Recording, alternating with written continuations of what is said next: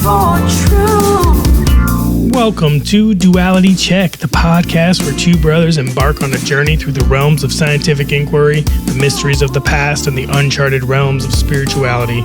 Join us as we explore the wonders of our world and beyond, all while embracing the roles of curious bystanders rather than experts. Together, we'll unravel the tapestry of existence, blending in the dichotomies of knowledge and wonder. Get ready to question, ponder, and delve into the dualities that shape our understanding of reality on Duality Check. I'm Drew. And I'm Dean. And this is episode number 30. Number 30, another little milestone for us, huh? Totally. I just count by tens. What? It's the only way I count. No, I'm just kidding. Then we're on episode 300. No, anyway, I mean milestone count. Gotcha. Yeah. So yeah, episode 30, we're probably going to do some Cosmic Summit stuff again, right? That's the idea? Oh, yeah, we actually haven't really even talked about what we're going to cover. Yeah, not really. But we kind of had an understanding. There's more Cosmic Summit stuff. Yes and no. Yeah, but yes. I'm sure it'll go Do you all have over the a place. talk? All right, let's talk about what we're going to talk about. So, I watched the Jahannah James one about Barabar Caves. We were about to start, and I was like, what if we both listened to the same one and prepared an entire thing on the same one? But it'd be fine. Yeah, I guess we could both just co-pilot it. But I also watched the documentary about it that she narrated. So her talk was sort of because she was invited to be the narrator of this documentary, because it's a French filmmaker, and they had people who could speak English, but they were like French people who could speak English, and they weren't picking all the best word choices and stuff. So she was a fan. She heard some of their stuff, and she's like, "Hey, I'm an actor. I'll do your narration for English, and I can help you with like the translations." And so they brought her on. Anyway, so being part of the project. Is this something that she was already interested in? I mean, she's always been interested in the ancient civilization. Okay, it was one of the stuff. But yeah, Barabar Caves. Okay. You know what? I might have actually seen a clip of her. Anyway, she posted the entire thing on her YouTube just recently. Okay. So I'll leave a link to that once we cover it. But before we get into the topic, you said you had some news stories? Yeah, real quick, if we're going to give I listened to Dr. Stephen Collins' talk on the findings on how they came to find the site for Sodom. Oh, cool. Near the Dead Sea. So that was an interesting one.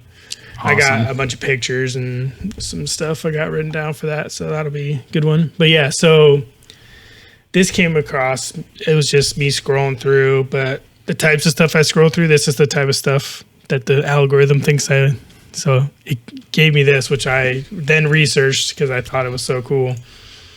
So I'll just read this little description before I show you the pictures. Okay. So just real quick, there's a giant sculpture in Florence, Italy. I don't know if you've heard of it. It's a giant sculpture of a giant human, basically. Okay. And so this is the Apennine Colossus, and it personifies the Apennine Mountains. It is situated like a guardian near a pond. Its appearance resembled an elderly man crouched at a shore of the lake. The statue is surrounded by other sculptures depicting mythological themes from Ovid's Metamorphosis, including Pegasus, Parnassus, and Jupiter.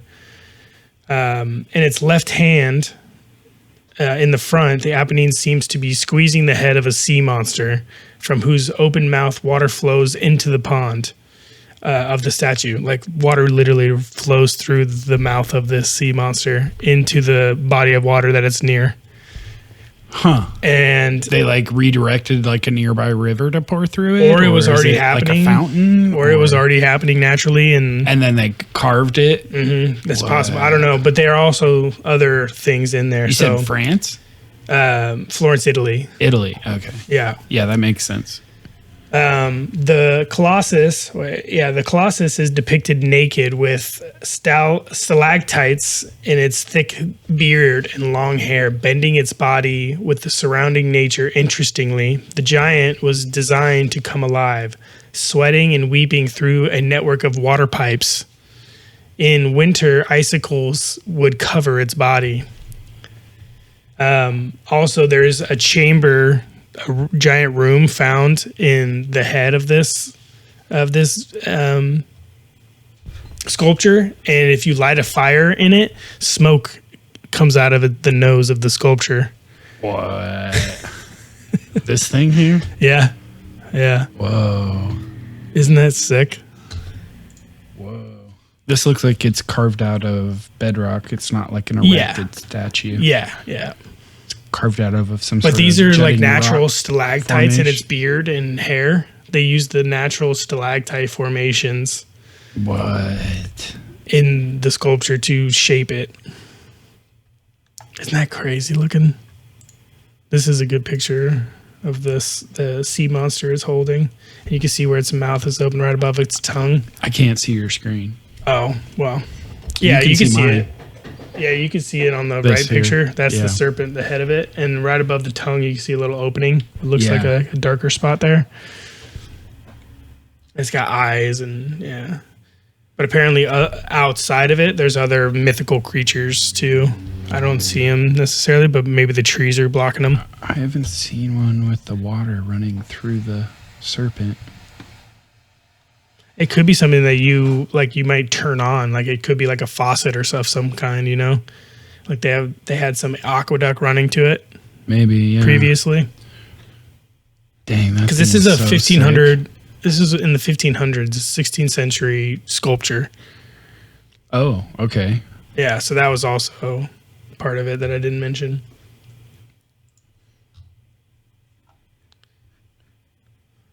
It was built in the late 1580s. That's The cool. sculptor was Gian Bologna.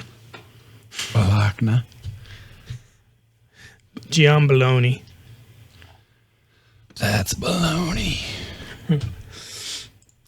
Yeah, that was cool. And What a then cool sculpture. I like this photo. yeah, that's a great picture. All right. Well, You want to get into let's we're gonna do something a little different here. I'm gonna show Drew a music video, and hopefully you can edit the video in. I'll make sure to save it in here. yeah, please. So if you can edit this in for YouTube, this is something I just saw within the last week, and it is amazing. And I don't want to like give you Give it too away. much pretext to understand it, other than I'll tell you this is a live performance. Apparently they did about 4 takes and they picked the one that was the best, but it's a live performance. And it's a guy who struggled for a long time with health issues. Okay. So this is a guy named Ren, and the song is called Hi Ren. So check this out.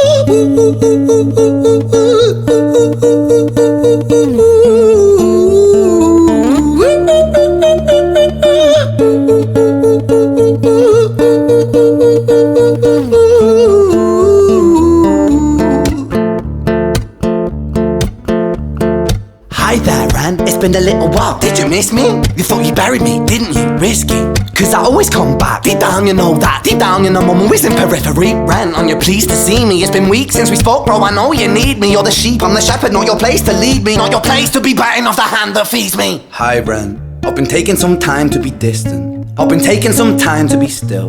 I've been taking some time to be by myself since my therapist told me I'm ill. And I've been making some progress lately, and I've learned some new coping skills. So I haven't really needed you much, man. I think we need to just step back and chill. Ren, you sound more insane than I do. You think that those doctors are really there to guide you? Been through this a million times. Your civilian mind is so perfect to always being lied to. Okay, take another pill, boy. Drown yourself in the sound of white noise. Follow this 10-step program, rejoice. All your problems will be gone. Fucking dumb boy. Nah mate, this time is different, man, trust me. I feel like things might be falling in place, and my music's been kinda doing bits too. Like I actually might do something great, and when I'm gone, maybe I'll be remembered for doing something special with myself. That's why I don't think that we should talk, man, cause when you're with me, it never seems to help. You think that you can amputate me? I am you, you are me, you are I am we are one. Split in two, that makes one, so you see, you gotta kill you if you wanna kill me. I'm not leftover dinner, I'm not scraps on the side. Oh, your music is thriving, delusional guy. Where's your top 10 hit? Where's your interview with Oprah? Where are your Grammys, Ren? Nowhere. Yeah, but my music's not commercial like that. I never chase numbers, statistics or stats. I never write hooks for the radio, they never even play me, so why would I concern myself with that? But my music is really connecting, and the people who find it respect it. And for me that's enough, cause this life's been tough, so it gives me a purpose I can rest in. Man, you sound so pretentious. Ren, your music is so self-centered. No one wants to hear another song about how much you hate yourself. Trust me. You should be so lucky, having me inside you to guide you, remind you to manage expectations, provide you perspective. That thing you neglected, I get it. You wanna be a big deal, next Jimi Hendrix, forget it. Man, it's not like that. Man, it's just like that, I'm inside you, you twat. No, it's not, man, you're wrong. When I write, I belong. Let me break the fourth wall by acknowledging this song. Ren sits down, has a stroke of genius. He wants to write a song that was not done previous. A battle with the subconscious, Eminem did it. Played on guitar. Plan B did it. Man, you're not original, you criminal rip-off artist. The pinnacle of your success is stealing other people's material. Ren, mate, we've heard it all before. She sells seashells on the seashore. Fuck you, I don't need you, I don't need to hear this, cause I'm fine by myself, I'm a genius. And I will be great, and I will make waves, and I'll shake up the whole world beneath it. That's right, speak your truth, your fucking God complex leaks out of you. It's refreshing to actually you say it instead of downplay it. Music is all about the creative process, and if people can find something to relate to within that, then that's just a bonus. Fuck you, I'ma fucking kill you, Ren. Well, fucking kill me then, let's fucking have you, Ren. I'ma do it, watch me prove it. Who are you to doubt my music? Cause I call the shots, I choose if you die. Yeah, I call the shots and so I choose who survives. I'll tie you up in knots when I lock you inside. Newsflash, I was created at the dawn of creation. I am temptation. I am the snake in Eden. I am the reason for treason, beheading all kings. I am sin, with no rhyme or reason. Son of the morning, Lucifer, Antichrist, father of lies. Mephistopheles, truth in a blender, deceitful pretender, the banished avenger, the righteous surrender when standing in front of my solar eclipse. My name is stitched to your lips, so you see, I won't bow to the will of a mortal, feeble and normal. You wanna kill me? I'm eternal immortal. I live in every decision that catalyzes chaos, that causes division. I live inside death, the beginning of end. I am you, you are me, I am you, Ren.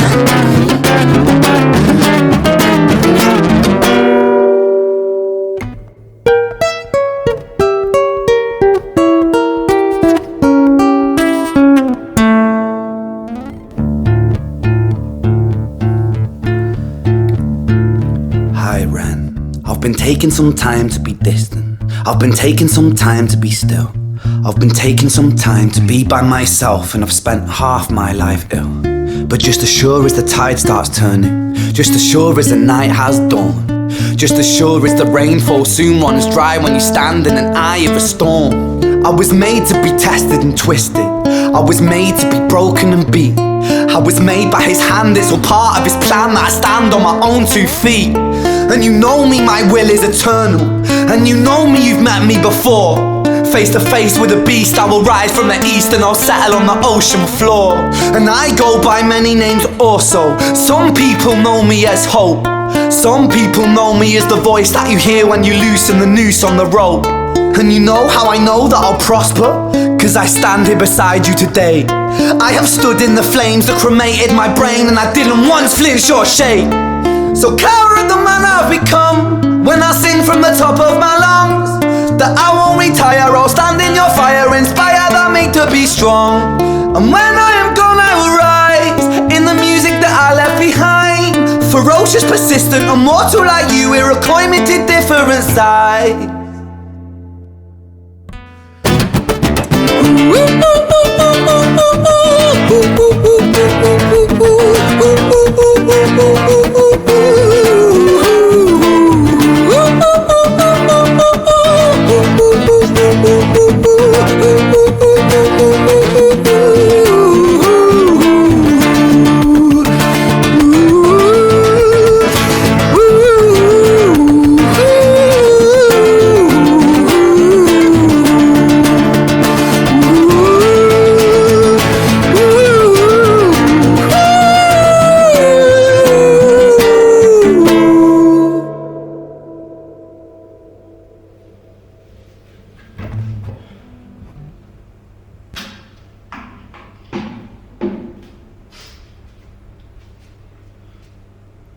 When I was 17 years old, I shouted out into an empty room, into a blank canvas, that I would defeat the forces of evil.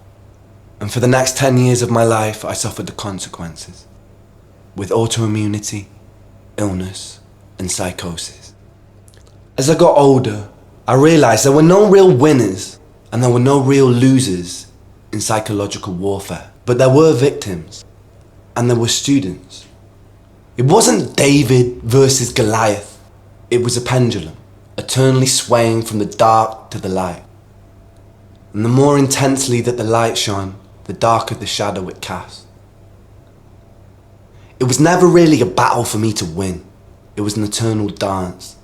And like a dance, the more rigid I became, the harder it got. The more I cursed my clumsy footsteps, the more I struggled. So I got older, and I learned to relax, and I learned to soften, and that dance got easier. It is this eternal dance that separates human beings from angels, from demons, from gods. And I must not forget, we must not forget, that we are human beings.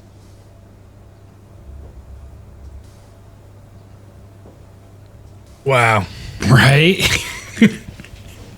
That was a ride. Yeah. I thought it was incredibly moving. I agree, yeah. Whew.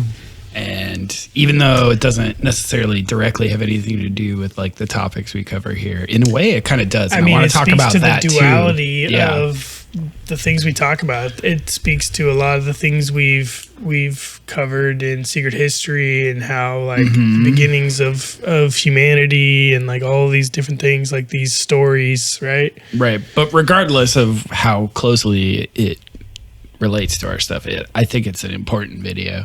I should have. It's got a great message, like just his little monologue at the end. Yeah. I should have said this before we played it. So anyone who's listening on podcast only, if that was your first time hearing it, I should have told you to go watch the video on YouTube first. So I'm sorry about that. If you only listened, I will have a link to the YouTube video in the show notes. Please click it. Please go watch the video, because it's even more powerful if you can actually see him, because not only is he an amazing musician, but he's a really good actor too. Yeah.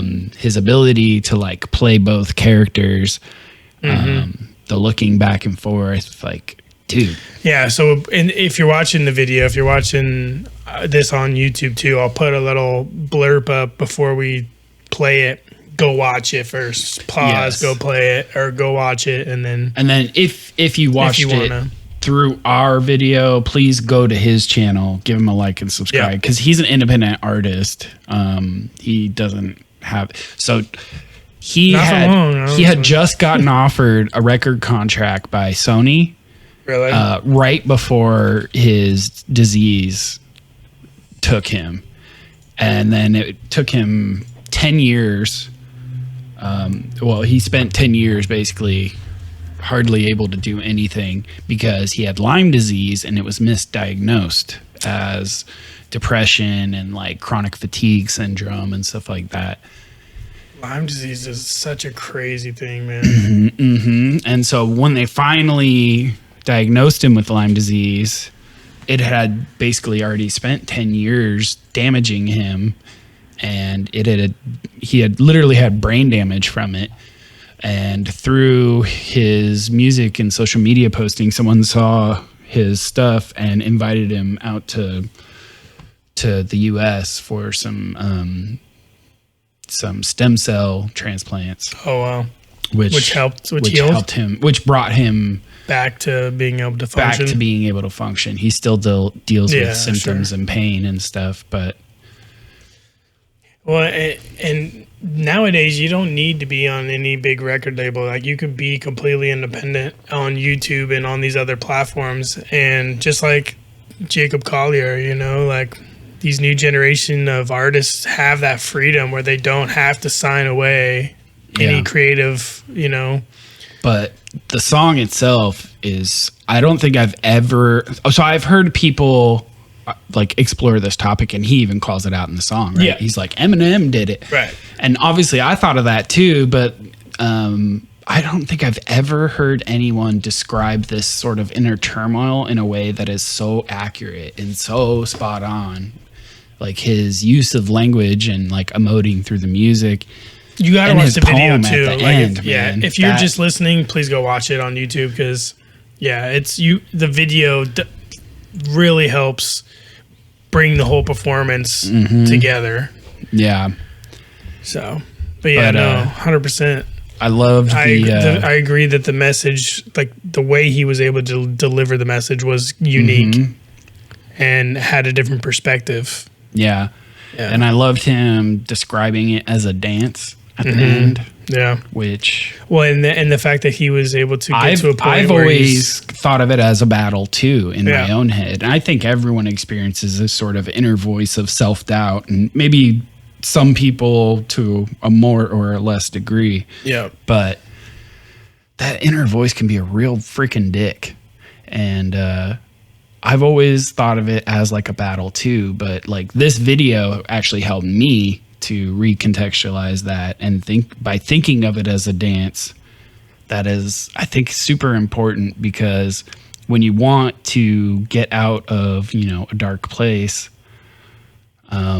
you may, you know, put in a bunch of effort and start making some real changes, but then like once you make a mistake, once you slip back down that path again, like you feel like you lost a battle, right? But if you can think of it as a dance, if you can think of it as a pendulum swinging, you know, if you can understand that this is just, okay, well, we're here right now. It's temporary, you know, which is, exactly. It's and the like pendulum you said, like line. learning to relax, like don't curse. What he says, the more I cursed my clumsy footsteps. Yeah. Right. The more he struggled. Yeah. Right. Yeah. I mean, it's like putting too much light on the negative aspect of what is like what you're feeling makes the shadow cast the larger shadow, right? Like that idea of like, once it swings back, that shadow is going to be a lot harder to bring yourself out of. And then when you are trying too hard or thinking too much of like your expectations of how you're going to get yourself out of that, once you swing back, the expectations will be deafening, right? Like to get yourself out of these dark places, like sometimes people, it can be, you know, it might be helpful to like try to go way above and beyond more than, you know, is needed to like say I'm healed, I'm better, or whatever, and that itself sets you up for a farther fall if things don't go exactly the way you think that they should. The other thing I found really interesting about the poem at the end is the way he started it by saying when he was 17 years old, he decided that he was going to defeat the forces of evil. And then he says that, you know, all the health effects that came from that was the consequences of him shouting that out into an empty room. Yeah. And I found that really fascinating Yeah. I don't know. I haven't like watched a bunch of videos of him talking about his experience, so I would like to see if he talks any more about why he makes that association, or if, because based on how good like the mastery he has with words and expression, I don't think he chose those words if he didn't actually feel some sort of way that there was some truth to that, right? Right. There's some sort of like belief or like realization that speaking it into existence, or like, well, like if you claim you're gonna defeat the darkness, right, and that darkness is residing in you, like, okay, motherfucker, let's see how serious you are about that. I mean, again, the Lyme disease thing, like, you would almost, if you believe that, then you've got to believe that these things can manifest outside of yourself too, right? Yeah. So like, not only like within your own psyche, there's this battle, but you experience the world differently, and things can happen to you. Yeah. That may be coincidental, but also like if you give it enough power, like you can really connect those dots. Yeah. Yeah. Thanks for showing me that. Yeah. I just thought it's just so powerful, and I think only good come from more and more people being exposed to it. Yeah, I mean, there's plenty. There's so many people going through. I've made sure to show it to my close friends who I know struggle, and I know it's made a big difference for one of them already, and I won't go into any more detail than that, but it's important to. If you're struggling to understand that other people are going through something similar, Yeah. And for someone to be able to like put it so eloquently, describe it and describe what it's like to come out of it, describe that hopeful feeling that you can use. Yeah. Cause it helps like it. when you're having those moments, right? You're having those thoughts within your own head. It's hard to articulate. So like if you were to describe what you're feeling and what you're going through, like sometimes it's hard to articulate, and to hear somebody else help you articulate that. Yeah. Whether it helps you because of that reason or not, like the articulation and the way he describes it and the way he puts it as the dance, and the way he just, helps put a visual on it in a way. Yeah. Makes it easier, can help when you're trying to reach out to friends to talk about things. And so, yeah. Well done, Ren. Also, I thought that that last verse, if you can call it that last section where The monologue is I'll call it. No, Is that what you're talking about? No, before the poem.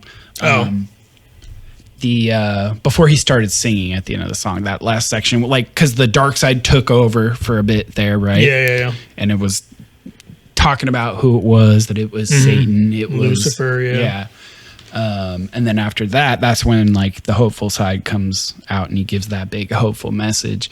But I didn't catch this on my first watch, and it took me a few times of viewing to realize what he's actually doing in that section is it's not the hopeful side beating the other side. He's acknowledging that he's going like because his character there is still talking to the dark side, right? And so he's saying, I'm standing here with you. Yep. Right? Like he's joining in partnership with it. He's acknowledging it and accepting it. It's more acceptance, not triumph per se. Yeah. It almost like he kind of lays out the whole path of like what's happened since he was 17 during the song, right? Like in the beginning, it's more of like a dialogue between the two sides, like full on, like two different faces, talking. And then it grows into more of like blending the two together. So that's when he kind of gets to the realization, and then it gets to a point where he can articulate it without even need of music. Yeah. He could just stop and tell you exactly what it's like and how you can, ease the struggle. Yeah. So it's like the whole time it's like chaotic, a little bit more chaotic, and then it gets more simulated so that the two sides understand each other a little bit more. Like just because you're here doesn't mean that I'm not here. Right. That you're right. defeating me just because of the fact that you're here. I am also here standing side by side with you. And, it's more of a realization that the two parts are one in the same, just different perspectives or different goals, right? And then just the freaking music chops and talent behind that. Yeah, we didn't even get to the actual music part. Like the way he so the intro plays the guitar just by itself, like the heavy picks. Yeah, in the intro, he's finger picking super hard, right? And there's like you're getting that buzz that happens when you pick a string too hard, and part of you the first time watching it is like, oh, is he just being sloppy? And then there's one note there in the intro that like is a little off color, and the first time I wondered, oh, did he miss a note? But then when you get into that's actually happening in the song, you then see just even right from the intro that no, this is like that dark side peeking out of his music, right? Yeah. It's great, yeah. Oof. Dude, so relatable too, man. 100%. Yeah, and like the style of guitaring and like the way he changes from one like riff to another, and he just starts it with like this very uncomfortable switch. Right? Yeah, it's like but then he blends it so perfectly with the next riff, which is completely different. That's when the dark side's rapping, and then he's got the ding ding ding ding ding ding when the light side is rapping. And then on that last part, right? That last part where the dark side takes over, it switches, and he's using like these chromatic ascending. He's ascending with his voice. He's ascending with his guitar, and then he gets all chaotic with it. And then also the musical aspect of that next part, where the hopeful side gets its big triumphant part. The guitar he goes into that is the dung dun dung dun. Right. It's actually the guitar part that is usually used on the dark side earlier in the song, and so that's also showing how it's more of like a fusion blending, that's happening at the end. Yeah, it was very well done, dude. The arrangement was just great. Incredible, and what a singing voice! Yeah, at first I didn't know he was going to be a British artist, but it was his voice was great. Yeah. So hope you enjoyed that. I know it was a little different. And please, we'll say it again because he deserves it. Go like and subscribe his stuff. If you find it something that's helpful, or if you like it, obviously if you don't like it, just do it anyways. Who cares? It doesn't hurt not you, gonna but hurt it really you. helps him. It really helps him. He's a guy trying to make it, doing something that he's passionate about. Yeah. So, and that song blew him up. Yeah, I know. I bet. He's rightfully at so. 1.44 million subscribers now. 231 videos released. He's got a Patreon account if you want to go and drop some money. Yep. Support indie artists, guys. Totally. And on that note, speaking of which, like and subscribe to our podcast, and hit us up on all the different platforms. You can leave reviews now. I think. Did we clear that up? Well, it works for me. Does it work for you? I haven't actually looked because I don't use those. Our sister Amy told us she still can't leave a review. So anyone listening, check it out, please. If you're listening on Apple Podcasts, can you go take a look and see if you're able to leave a review and give us some feedback on that? And then if you are, tell us you are. And if you aren't, tell us you aren't. If you are, tell us you are by actually leaving a review. Exactly. That's what I mean. Yeah. And if you can't leave a review, go to YouTube and leave a comment. Yeah, tell totally. us. Cool. So we're going to take our first break, but I want to preface this one. So I ran into a good friend of mine, Stevie Nader, who is the voice you hear singing on our intro song.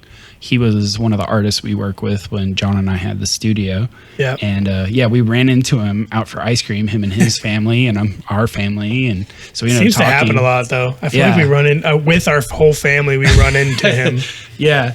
So I asked him if he would be cool with us using some of his music on the podcast, and he was. So I'm going to start off playing his music by playing the song we actually sampled for the intro song.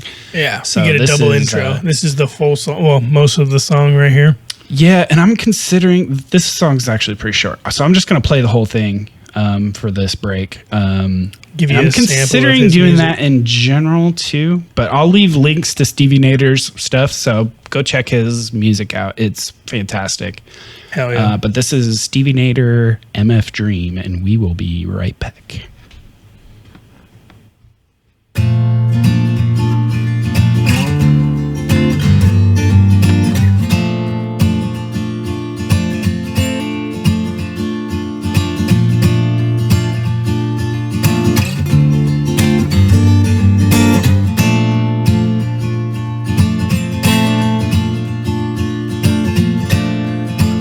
Send your name into the atmosphere.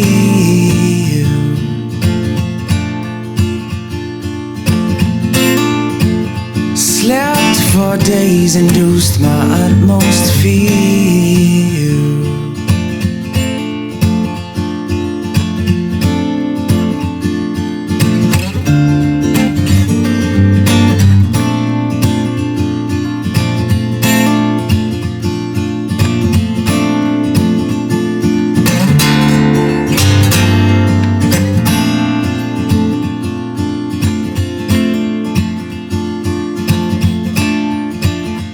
Went around the world and ate a flag. We tried to raise the sun and dreamt out loud, unfurled a shaded past, realigned to save the love. Oh, oh, oh, oh, oh.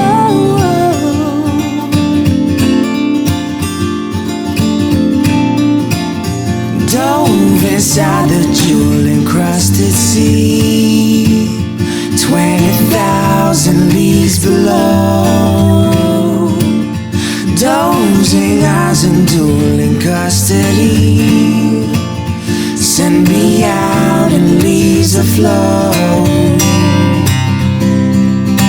Oh, oh, oh, oh, oh.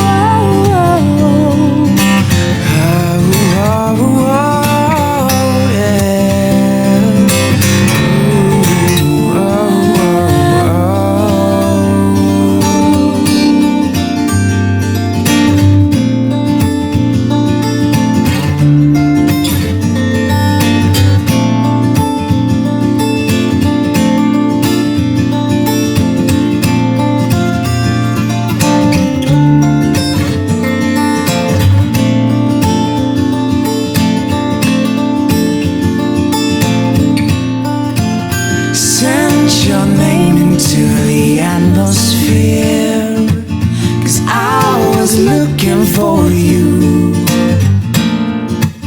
slept for days, induced my utmost fear, 'cause I mistook life for true.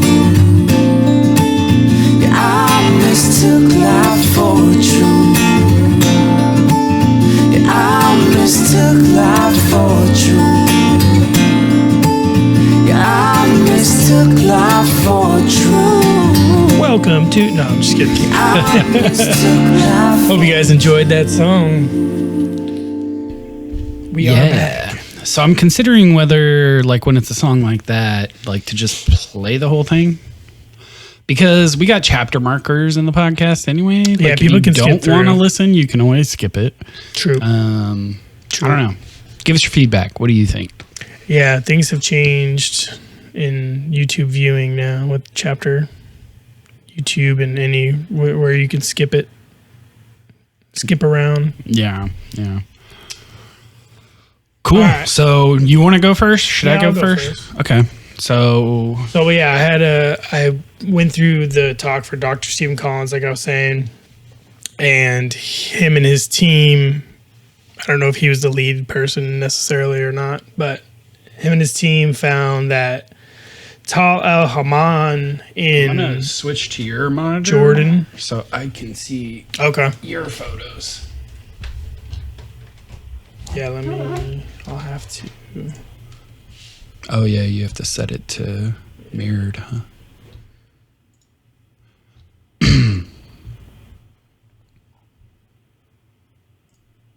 So his talk is about.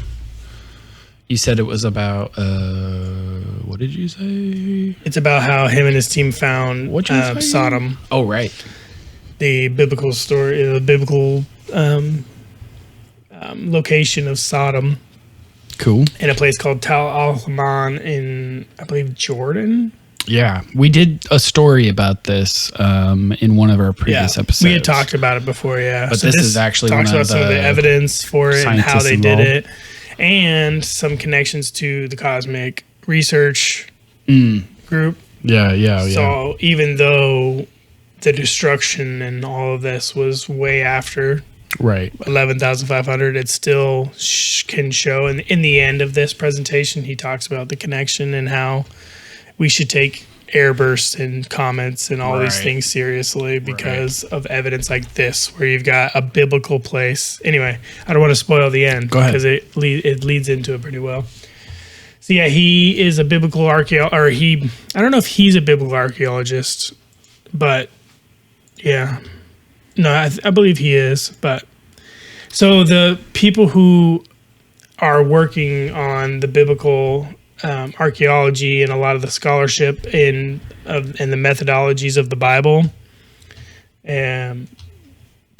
placed the location of Sodom, or they don't necessarily even believe that Sodom was a place, because the place that they place it, the location that they place it, is a different place on the Dead Sea. It's not where they actually have found the site. Yeah, I think they originally thought it was south of the Dead Sea, right? Yeah, or in the southern region. el-Hammam was on the north side. It was right where the River Jordan came into the Dead Sea. Right. And so in the beginning, so this is a quote from Walter E. Rast, and he is a contributor to the Anchor Bible Dictionary, which, if people are unfamiliar, it's just a 6-volume collection of works published in 1992, and it contains 6,000 alphabetically arranged entries that provide information about developments and issues associated with the study of the Bible. It talks about people, places, and the versions of the Bible, methodologies of the Bible, scholarship, and historical and archaeological subjects. It includes illustrations, cross-references, and bibliography. So this is one of the contributors, this quote. The accounts in Genesis show that the location of Sodom was only generally perceived by the Israelites as lying somewhere in the Dead Sea region. 2 possibilities exist. One is that Sodom is a fictional place name to begin with, that a city by this name never existed, but came into being as an element in a local story, or a tale stressing a destruction severe enough to account for the startling physiography of the Dead Sea region. So yeah, it was kind of like a wise tale that people would tell to warn of destruction. So what he begins talking about is this EB site, and I wish it was bigger. I don't know how to. Oh, that's fine. I think you can just drag the corner there. There we go. So this is the EBA site. This is the early Bronze Age site map of the region. Okay. So this is supposedly much later, right? This map detailing the area. Okay. And it shows right in this region, if, we'll have the picture up and hopefully it'll be clear, but this area that I circled, it's also pointed out on with the arrow on the right. Jericho. Is where Jericho is, which is, well west, I assume that's west of the River Jordan. But nothing on the map at all in this other region on the right side or the east side of the river. And this is a map that was, generally taken. So this is what the scholars of the Bible were working off of, is these maps. And this is what misled them so badly. Gotcha. So this is the intermediate Bronze Age site map. Still, again, blank. Right, in that whole area. region. You've got, Jericho way over here and Bethel and all these other places. And either other, stuff up north. And there's one little city which is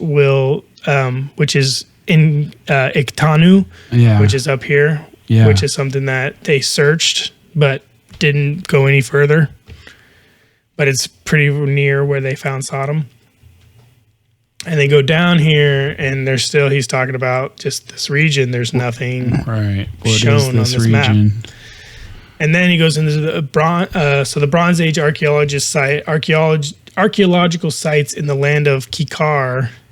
This is from Genesis, chapter 19, verse 28. Identifiable today as the result of decades of regional surveys and TEHEP, which I don't know what that stands for. So basically you go from this to what is known now with all of the archaeology, which is all of these. So you still got Jericho right here on the left. Yeah. And then you got all of these sites. And then you see right down here, Iktanu. Yeah. And el-Hammam was just north of that. el-Hammam is just north of that and just a little bit northeast of that. So this is what's known about the region now, all of these different sites. And he plugs his book at that point. It's called Discovering the City of Sodom by Dr. Stephen Collins and Dr. Latane C. Scott. Yes. And this is kind of where he gives a kind of like a snippet from the book, I believe, about what they found or at least about the scholars and stuff. Mm-hmm. If in the past archaeologists and Bible scholars had taken the Sodom tale seriously and paid close attention to the abundant geographical details embedded in the relevant biblical text, they would have discovered the marvelous civilization in the biblical land of Kikkar, land of the Kikkar, a long time ago. But they didn't. And they didn't. And then the next slide, I don't think I captured the next slide, but he was like, as he clicked through, he was talking about like, and we looked for these things, and we did. Yeah. So he's just being redundant, but kind of funny. The scientists, then he details their scientific means of discovery. So like what they did, to achieve what they did. The scientific means of locating an ancient city. You analyze any and all ancient texts in order to extract embedded geographical data. You analyze the geographical language for specificity, whether it's used literally, formulaic, hyperbolic, or phenomenological. Basically how they write, like what way do they write? Do they write literally about the things or... Yeah. Right, because if they're being more metaphorical or hyperbolic, then you have to take that into account and as to what kind of information what the information means that you're getting from the text. Yeah. Right. It's kind of like the error bars on the information, right? Like if they write very literal and then they say something, you can kind of maybe take that a little more literal.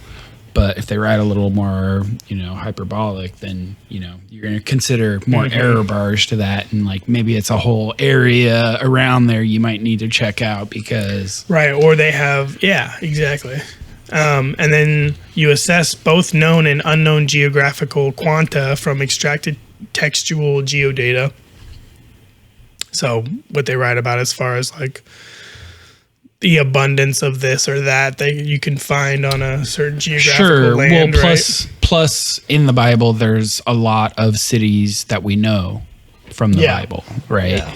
And so depending on like what part of the Bible, like it kind of narrows it down to like certain areas depending on like what book it's in, like where are those events in that book sort of happening in the books before and after, and you got to get an idea of use that how things are context, progressing. Right?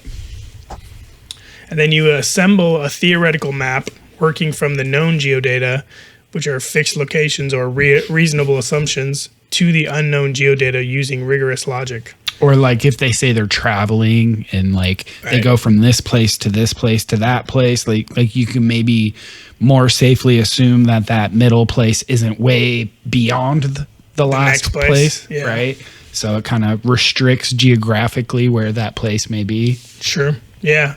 So even if Sodom was described as not the end point, right? But or I guess it would have to be. I don't know. Yeah. I'm just saying, like for instance, like as the Israelites left Egypt, there's a number of places described as to where they stop, right, along in their exodus from Egypt, and so based on the order of the places they go, like that can give you a little bit of inference as to how far apart these places are, if there are cities they're visiting that we haven't discovered, right?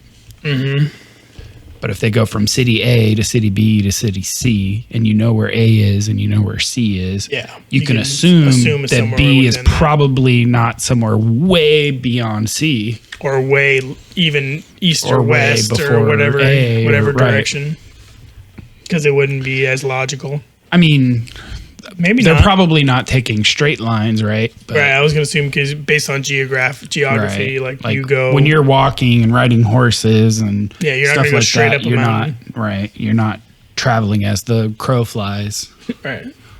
Unless you are. Baka. So he describes Tal al-Hammam as they found it to be one of the largest and longest occupied cities in the entire region, with evidence to place it in the 18th century. Wait, what? Yeah. What do you wait? Evidence to place it in the 18th century BC. Yeah. Okay. Sorry. Yeah, I was like, what? But he continues more on that line of like showing this with scientific means. Yeah. So once you using logic to identify general area or whatever, you analyze the chronological parameters suggested. So the time frame, whether a city's been reused by different peoples at different times, right? And like knowing like the layers to look into. Right. The chronological data must be part of the geodata set. Right. You analyze the relevant physical data from the archaeology, geology, paleoclimatology, paleobotany, and biology, and other disciplines. So you're getting your information from all these different. Right. If they're describing plants, that gives you information to go off of, because certain plants only grow in certain areas. Yep. If they're talking about animals, same idea. And then you assess the points of correspondence and or departure from the theoretical text map and the physical data from the proposed locations based on that analyzation. So if these are, he talks about it, so if these are descriptions of the living Bronze Age sites, then the stories are authentic, perhaps eyewitness accounts, descriptions of ruins still visible during the Iron Age, then the stories are at least geographically authentic. So I guess that's just an idea of like how, I guess he's saying, because he's like a lot of the context that's been given is from stories of seeing ruins sticking out of the ground, or if it's just eyewitness accounts of actually being there and then telling the story of having been there when it was at its prime, right? So if the descriptions are authentic, then and that's an interesting thing to notice too, because we have actually discovered multiple things archaeologically by following clues that you find in the Bible. Everybody's trying to find Noah's and so resting place of Noah's Ark. even if you don't necessarily believe the book and it's like mythological assertions, like you at least know that they're talking about real places. And so when they mention other real places, like the chances that they exist is a lot higher. Yeah. So here's another example from Genesis, chapter 13, verses 1 through 12. Yeah. So Abram went up to Egypt from the Negev and up from Egypt to the Negev. Up from Egypt to the Negev, and Lot went with him. From the Negev, he went from place to place until he came to Bethel, to the place where Bethel and hopefully not real AI, that'd be crazy. AI lived there. I think he says AI too. I don't know. Yeah. Lot looked up and saw that the whole plain of the Jordan was well watered, like the garden of Yahweh. Oh shit! What did I do? You swapped. No, my notes.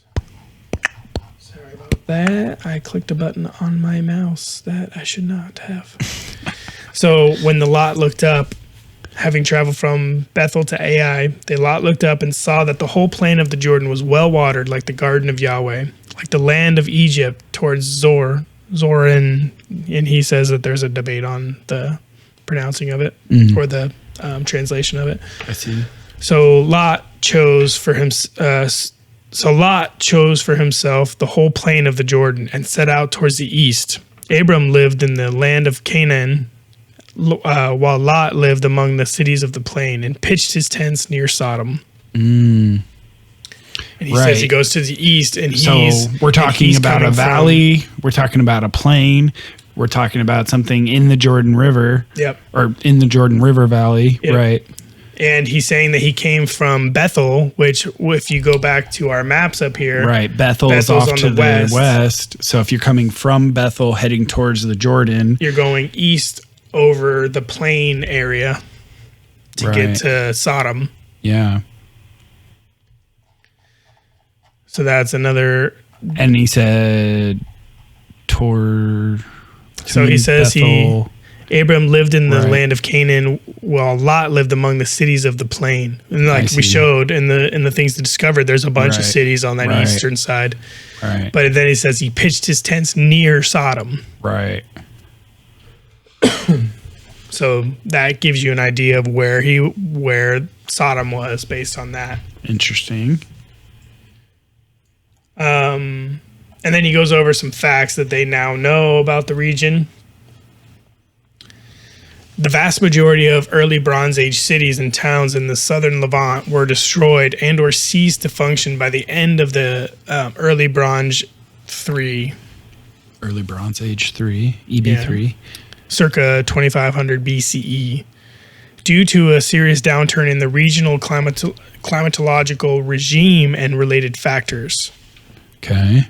Tal el-Hammam and the majority of its neighbors on the eastern Jordan Disk were virtually unaffected by the circa 2500 BCE climatological event and continued to thrive into and through the intermediate Bronze Age and Middle Bronze Age. Okay, so it was more localized effect, whatever it was. Yep. And then another fact, Bronze Age civilizations on the eastern Jordan Disk with Tel al-Hammam as its cultural center flourished continuously for over 2,000 years. Bronze Age... I wonder where they pulled that. Well, that was based on like their estimation of the site and how long the site had been active for. Oh, these are sites, or these are facts he's pulling from excavating the site, or these are facts like leading up to the discovery that they're using? No, these are facts now that after they've excavated and found all these sites that they're finding. This is what they've come up with after excavating. Gotcha. So the Bronze Age civilization on the eastern Jordan Disk. Oh wait, the Bronze Age civilization, including Tel al-Hammam, terminated abruptly toward the end of the Middle Bronze Age, and the area remained unoccupied for most of the next 7 centuries.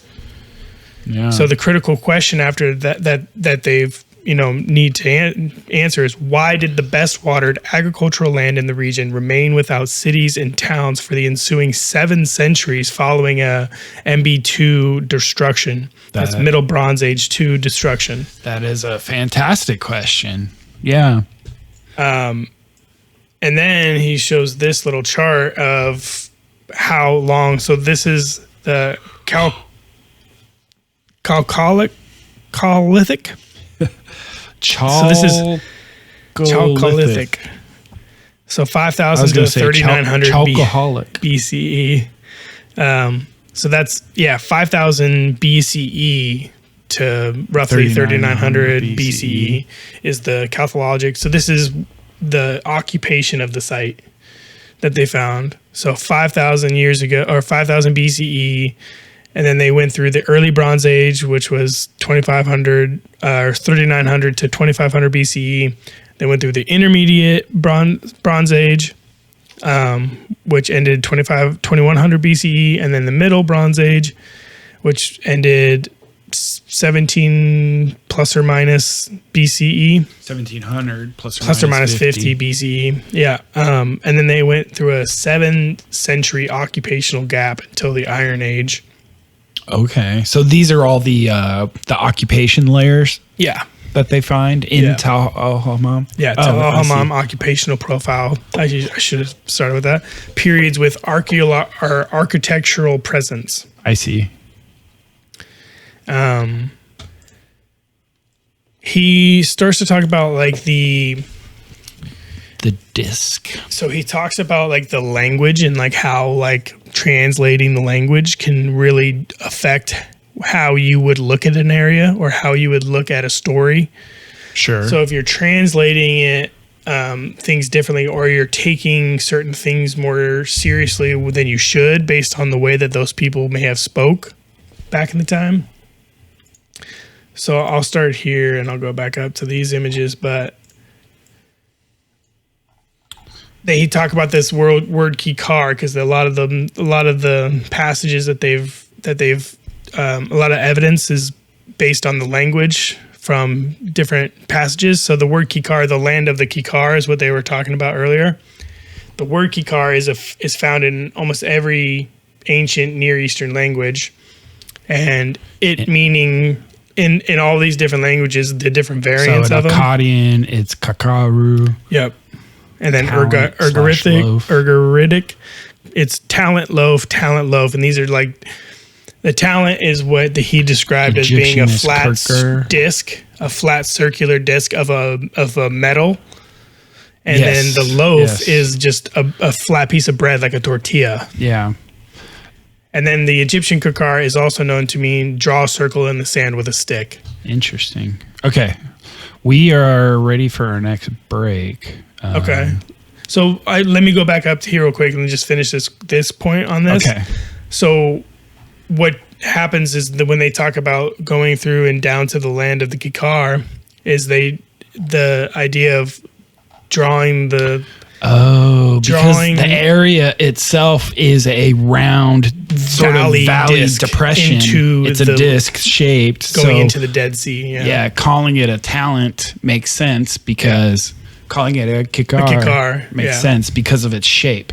Yeah, so going into the land of the Kikkar, where all these cities were flourished. This is like a hub of especially culture. Because the Kikkar is a currency, right? Like a talent is a coin. It's a currency. Yep. So like not only is it round, but it's full of valuable life material, which makes it. So you would definitely call a city or a group of cities in a region where the city of Tel al-Hammam or Sodom was its cultural center. Like it was like this giant district where all the other cities were kind of fed from, in a sense. Yeah, interesting. So yeah, I just wanted to button that point up because then you see here like the phenomenological secondary referent, the Hakikkar or the disc. Interesting.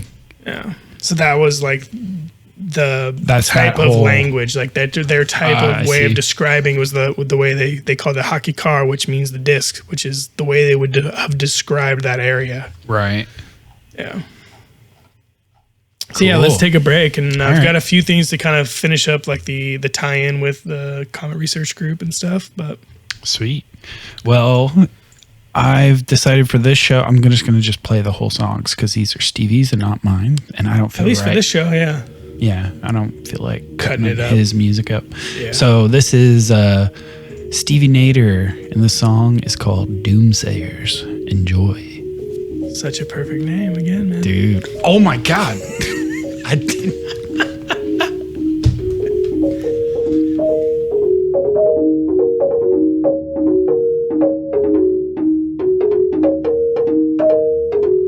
Hole in my heart, shoulders apart.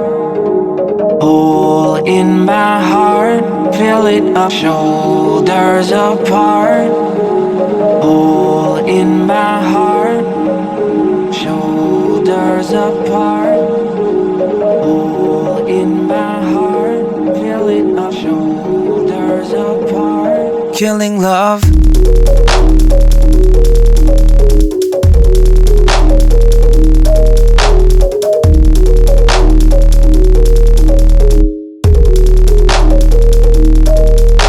Of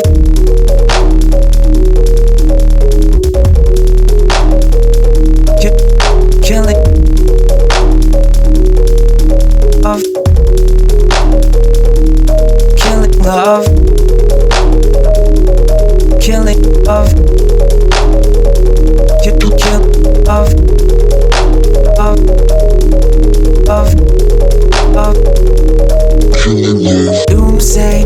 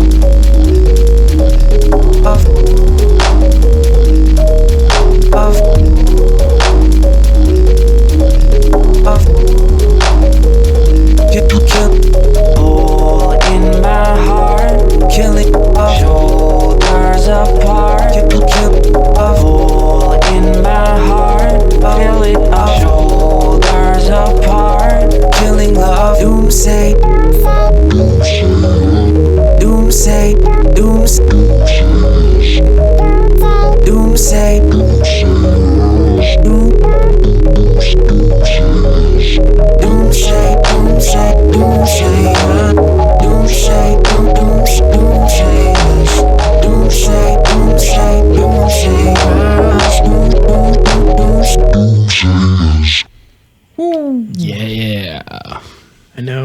If you listen to that whole thing, you loved it. Yeah, it's not even that long. So, yeah, we finished with a little bit of talking about how they use the language as well and the way that they translated words. And what was the word again? Kikkar. Yeah, Kikkar. And in all the different variants and different languages, it means talent or loaf, and how, disc. And, yeah. Yep. You guys remember. We just need a refresher. So, yeah, and the idea, like we laid out earlier, I'll go back to the slide too, that the entire region west or a different area of that plain was destroyed, and some kind of climatological event happened that wiped out all of those areas, and they were affected. But the site of Sodom and of the cities near there were unaffected on the east side of the river. At a certain point in history, this is also what the archaeological record shows. And then there was an event. So they continued to flourish for so many years, and then there was an event right around 1700 plus or minus 50 BCE. Right before that 7th century occupational gap started, yeah. And so the idea is that there's likely like airbursts hit these regions, like in Tunguska, where it flattened an entire region. This could have happened to the different regions in that, wide area there. So this is the Tunguska. This is from Scientific Reports. He talks about there's a scientific paper that says a Tunguska-sized airburst destroyed Tel al-Hammam, a Middle Bronze Age city in the Jordan Valley near the Dead Sea. So it's the paper. Go look it up. I didn't pull it up to read it, but go look it up. It was published, and this was published 5 years after 5 years of independent research. So I guess this was him and his cohort. Is he in there? Alan West is there. Alan West is there. I don't see his name. George Howard's in there. George Howard is in there. I don't see his name, no. But yeah, that's a lot of the Comet Research guy. Malcolm LeCompte, I recognize his name. Yep. So, a last little fact to finish it is, having thrived through the Intermediate Bronze Age when most of the sites in the regions did not, Tel al-Hammam and all of its Jordan Disk neighbors towards the end of the Middle Bronze Age succumbed to a destructive phenomenon that obliterated their long-enduring civilization when most sites in the surrounding regions continued unaffected into the late Bronze Age and Iron Age 1. So it's just kind of his finishing fact that something big happened that wiped out everything in that region at one time, and everything near it, outside of there, but near it was fine. So a localized airburst can definitely, do something like that. If it was a big airburst too, it could wipe out a even bigger swath. But I guess if it was Tunguska size, I don't know the correlation or the size differences between Tunguska, the area affected in Tunguska, and this area. But yeah, so that was all the evidence that Dr. Stephen Collins presented at the Cosmic Summit. I don't remember which day he was on, but once they release all of these videos, I'm sure you can just search it. Yeah, I'm pulling up the the article here. A Tunguska-sized airburst destroyed Tel al-Hammam, a Middle Bronze Age city in the Jordan Valley near the Dead Sea. It's on mine, yeah. Yeah, I'll switch it back to my screen for you. So, let's see. They have an abstract here I can read. It's got some photos, aerial, right, or satellite photo of the area. The Dead Sea up there with Tel al-Hammam.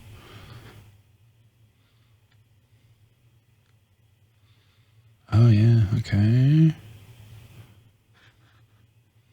Yeah, so again, while you're reading through this a little bit, the site right now, like you can go and visit it, and it's all above ground, and only the upper terrace of the city was ever reused.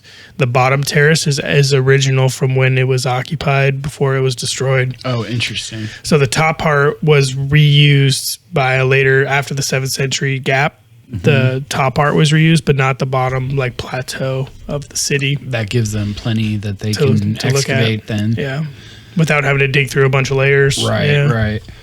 So since 2005, archaeological excavations have been conducted at Tel al-Hammam, an ancient walled city in southern Jordan Valley located northeast of the Dead Sea. The ruins are situated in part of the Great Rift Valley known as Middle Gore, defined as the southern end of the valley between Lake Tiberias, Israel at 200 meters below sea level, and the Dead Sea at 415 meters below sea level. This area represents the southernmost 25 kilometers of the Jordan River drainage, where the valley floor north of the Dead Sea is relatively flat and disc-like plain called the Kikkar of the Jordan.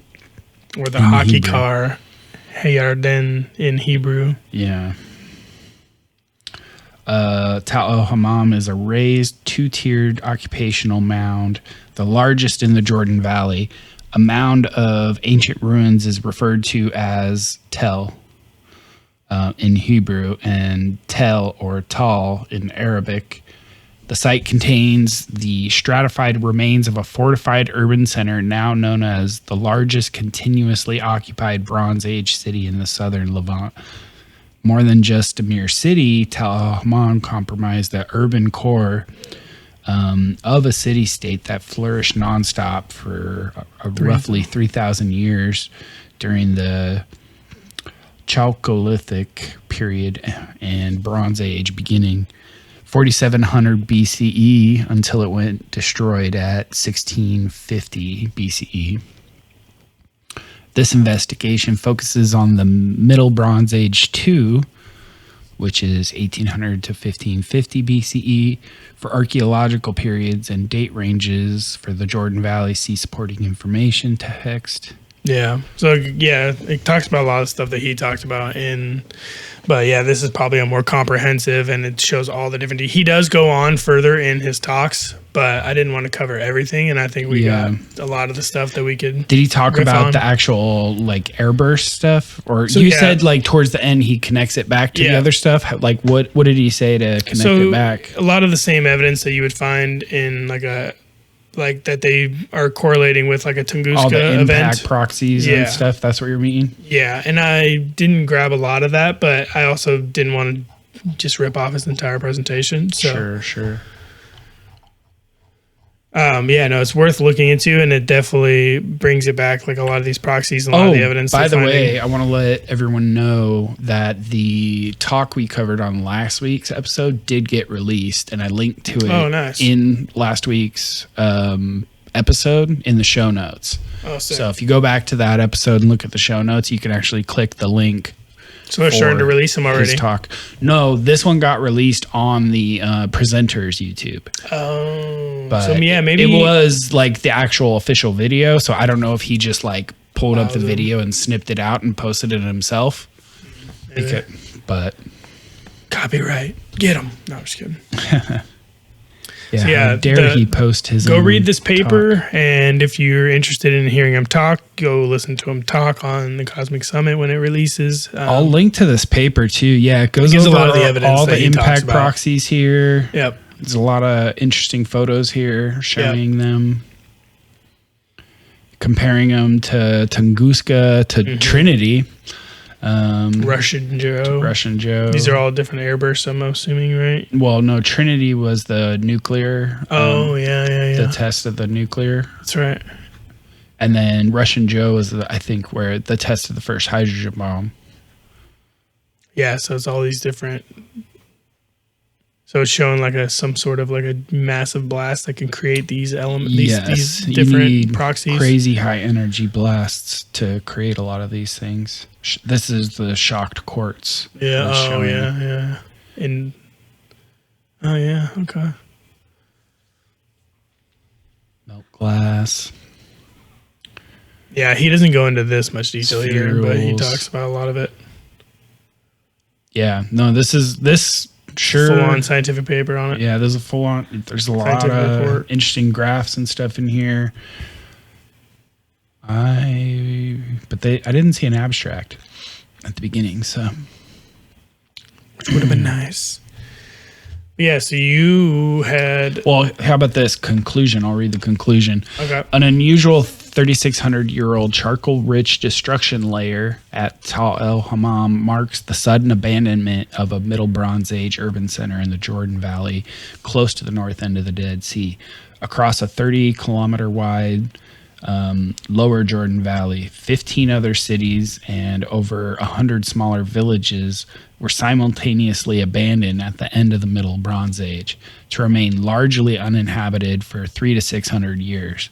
The remains of this ancient city and adjacent areas appear to be unique compared with those of other times, pointing to the occurrence of some highly unusual catastrophic event. The primary purpose of our research here has been to attempt to resolve this mystery. An early critical clue in this investigation was the discovery of highly vascular potsherds in the debris matrix that appeared to have melted at high temperatures, but with no clear evidence for a formation mechanism. This first discovery led to some general observations about the uniqueness of destruction layer debris, e.g. its unusual high temperature characteristics and its consistent southwest to northeast orientation. The site excavators speculated that the cause of the destruction may have been a cosmic airburst / impact, but they could not eliminate other potential mechanisms, including those related to warfare, volcanism, and tectonism. These early observations stimulated our extensive investigation of the characteristics of the city's MB2 destruction layer. We conducted many comprehensive, advanced, and quantitative investigations and analyses in attempting to distinguish among several potential formation mechanisms. Any plausible solution needed to be consistent with collectively explaining the extensive lines of evidence that suggested anomalously high velocity winds, high temperatures, high pressures associated with this destruction. We investigated 14 major lines of evidence to investigate this unusual event. One was shock quartz grains that were formed at pressures of 5 to 10 GPa. Is that atmosphere? So 5 to 10 atmospheres. Vesicular pottery that melted at above 1500 degrees centigrade. 3 was mud bricks and roofing clay that melted at above 1400 degrees centigrade. 4 is high salt concentrations in sediment, including melted KCI and NaCl.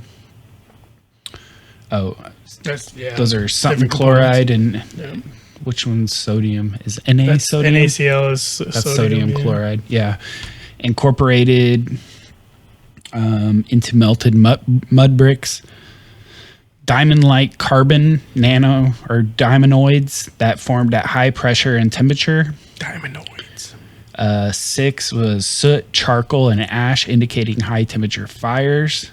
Or that was 6. 7 is Iron and silicon-rich ethereals, some of which melted at above 1590 degrees Celsius. 8 is platinum, melted at above 1768 Celsius. 9 is iridium, which is generated at 2466 degrees Celsius. 10 is zircon, generated above 1687 degrees Celsius. 11 is chromite at above 1590 Celsius. Platinum at above 1768 Celsius. Iridium at around 2466 Celsius. Platinum, iridium, you're right, I did. Chromite, 1590. Titanium magnetite, 1550 Celsius. Quartz, 1713 Celsius. And 14, low remnant magnetism, a counter indicator of lightning strikes. We considered and dismissed 8 of 10 potential processes, Table 3, including volcanism, warfare, tectonism that can account for at least some but not all the evidence. We conclude that the only plausible formation mechanism that can account for the entire range of evidence in Table 3 is a crater forming impact or a cosmic airburst. Most likely somewhat larger than 22 megaton airburst at Tunguska, Siberia in 1908. The data also suggests an airburst occurred a few kilometers southwest of el-Hammam, causing in rapid succession high temperature thermal pulse from the fireball that melted exposed materials, including roofing clay, mud bricks, and pottery. This was followed by a high temperature, definitely people, a high temperature hypervelocity blast wave that demolished and pulverized mud brick walls across the city, leveling the city and causing extensive human mortality. Yeah. An important observation is that although local sediment can melt at 1300 Celsius, that is a minimum temperature, but not a maximum one. A conclusion that is supported by the presence of embedded minerals that melted at temperatures of up to 2500 degrees Celsius. In addition, anomalously high salt content in the debris matrix is consistent with an aerial detonation above high salinity sediments near the Jordan River or above the hypersaline Dead Sea. This event, in turn, distributed salt across the region, severely limiting regional agricultural development for up to 600 years. Yep. Regarding this proposed airburst, an eyewitness description of this 3,600-year-old catastrophic event may have been passed down as an oral tradition that eventually became the written biblical account about the destruction of Sodom. There are no known ancient writings or books of the Bible other than Genesis that describe what would make el-Hammam the second oldest city town known to have been destroyed by an airburst impact event that produced extensive human casualties after Abu Huraira, Syria. Similarly, small but devastating cosmic events are expected to recur every few thousand years, and although the risk is low, the potential damage is exceedingly high, putting Earth's cities at risk and encouraging mitigation strategies. Absolutely, yeah. And I could see if there's salt deposits, and if the airbursts, like the evidence for the airburst could also be that there was a crater forming impact. So if something hit the northern part of the Dead Sea and shot things up, you could have other stuff landing and exploding in the air all around too, right? Yeah. So obviously they probably would have found a massive crater, but if there was something that hit it and could create the same conditions that they're describing. Yeah. That's fascinating. Well, we're already at another break, so let's do that, and then I'll do Jahannah James. The Jahannah James talk after that. All right. So this is another one by Stevie Nader. This is called Hurt No More. Ba, ba, ba.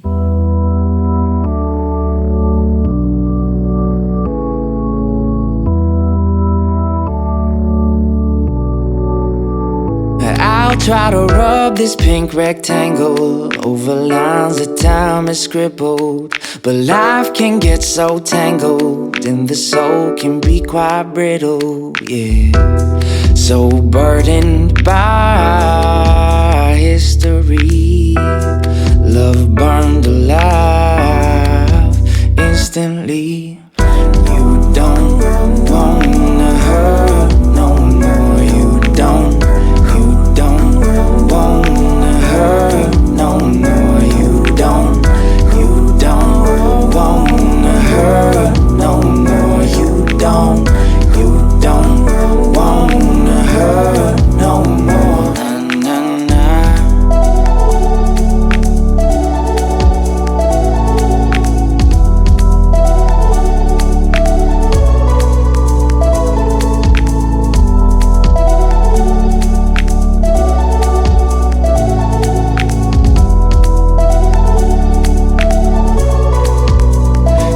find your will inside the hope, and hope within the stern conviction of eyes and mouth and lips and breath of whispered repetition. So burdened by history, love burned alive instantly. You don't wanna hurt no more.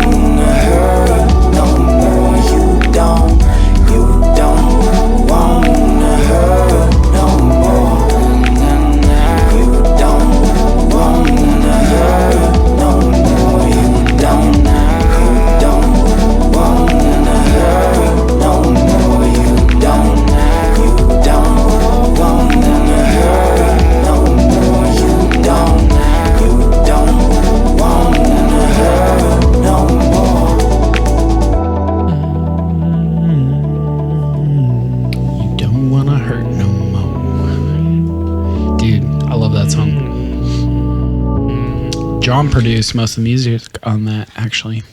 Did a good job. Yeah, that song's awesome. All right, y'all. Hell yeah. Jahannah James, where you at? Yeah, we back for the last segment, and I'm going to see if it's possible for me to cram this into one segment. So, Good luck. Jahannah James, her talk was about the Barabar Caves. Okay. I'm vaguely familiar with the Barabar Caves. Yeah. So the Barabar Caves are in northern India. Here is a map. There it is, northern India. There are these formations there that they call whale's back. And the idea is that it's like a thing of rock that's jutted up and that everything has like eroded away except for the hardest rock, which was this granite core that's still up. It's called a whale's back because it looks like a whale surfacing on the water. Oh, yeah, I see it. On the right there. On See the this? lower right there. Yeah. Yeah, okay. Excuse me. So, yeah. In these whales' backs are carved caves, and there's 7 of them. There's 2 sites. The 2 sites are, I forget the distance apart they are, but not too far. They're in that same region. Okay. But the caves are really interesting because unlike most of the stone masonry that you find in ancient Egypt, which is mostly like religious in nature, when you go to those, they're obviously done by a lower level of carving. Like there's not a lot of straights, there's not a lot of flats, there's very little like polished stonework. Okay. And there's a lot of religious iconography in there. In Egypt, right? Is what you're talking about? No, I'm talking about in in India. India. Oh, okay. Some of their temples are freaking amazing. Like there's this area not too far away from Barabar where there's this like cliffside that goes for miles, and they would cut out whole temples into these cliffs. Yeah. But again, they're very obviously religious, and In there's all nature. these like statues and symbology, and the quality is a lot lower. The finish is rougher. Things don't line up perfectly. But these caves are, there's no religious iconography. There are some inscriptions, which we'll get to. But they're very plain. They're very geometric in their shapes. How long are they? That's a good question. They don't look crazy long. They're not. I don't Super think deep. they're super. These are huge. like well documented man-made caves, right? Oh yeah, look at these shapes. So Yeah. these are this documentary. So she's covering. As I mentioned in the intro, she's covering the material that she learned from being involved in this documentary. This is a lot of the graphics that they produced in doing the documentary.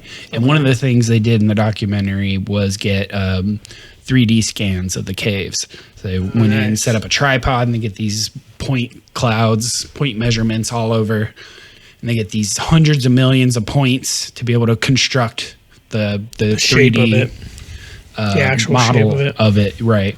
And so this image shows the top-down view of these. And these are all different sites? These Or are all different at caves same that are site? part of the site. Yeah. Okay, got it.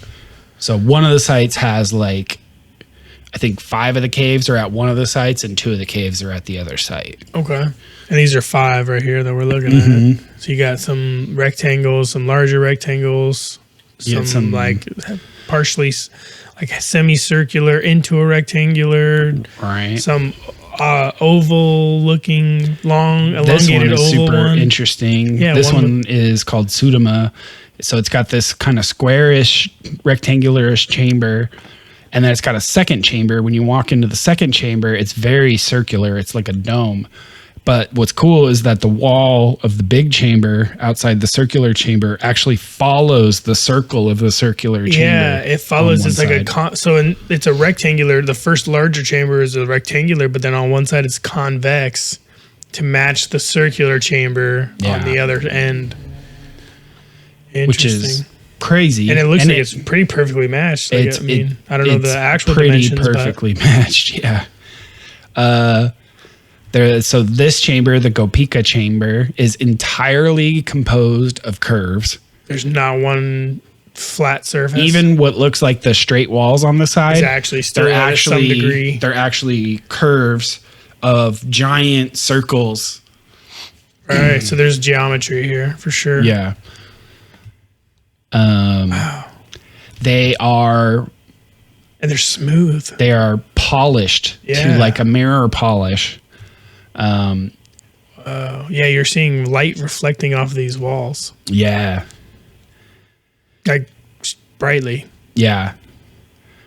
They're also very symmetrical. You can cut them in half and then flip them. And then because they had their point data, they can flip it and then they can measure the percentage of points that lie on each other. And they can see the deviation from any kind of deviation from side to side. And they're getting like anywhere between like 50 and 80% of points landing on each other when they flip them across the center axis. This one is actually symmetrical along 2 axes. So cut it in quarters. Right. You can flip it this way, long way, and you can flip it short ways. Hamburger or hot dog style. Right. This immediately, just quickly, it reminds me of those stone vases, but how symmetrical and perfect, and how curves and all these different things and the deviation. Which again, I want to mention if you haven't watched it already. I think that might have been what I was going to mention to you earlier. The pottery. No, yeah. So those stone vases. Yeah. Danny Jones had the guy who owns like 65 of them on his podcast. And he started that one, but I haven't finished it. And he's talking about him. He has this whole presentation, but then he's like picking it up and like, here, look at it. Yeah. Like look how perfect it is, and then see how perfect it is on these on the scans and all the math that they've pulled off of it. It's crazy. That was a good podcast. It's on Danny Jones. Quickly, I'll try to find it, but yeah, continue. Mm-hmm. So the walls are not perfectly vertical. They are, some of them are 85 degrees, some of them are 87 degrees, some of them are 89 degrees, but they're never 90 degrees, which is interesting. But even though they're not that perfect 90, whatever they are, they're that on both sides, so they're still perfectly symmetrical. Still symmetrical, yeah. So like it was designed in. It's Matt Beal, by the way. Yes, Matt Beal, and he brings all 5,000-year-old stone vases. He brings like 60, or I don't know if he brings all 60, but he has 60 something of them. Check for link in the description. Yeah. They also analyzed them.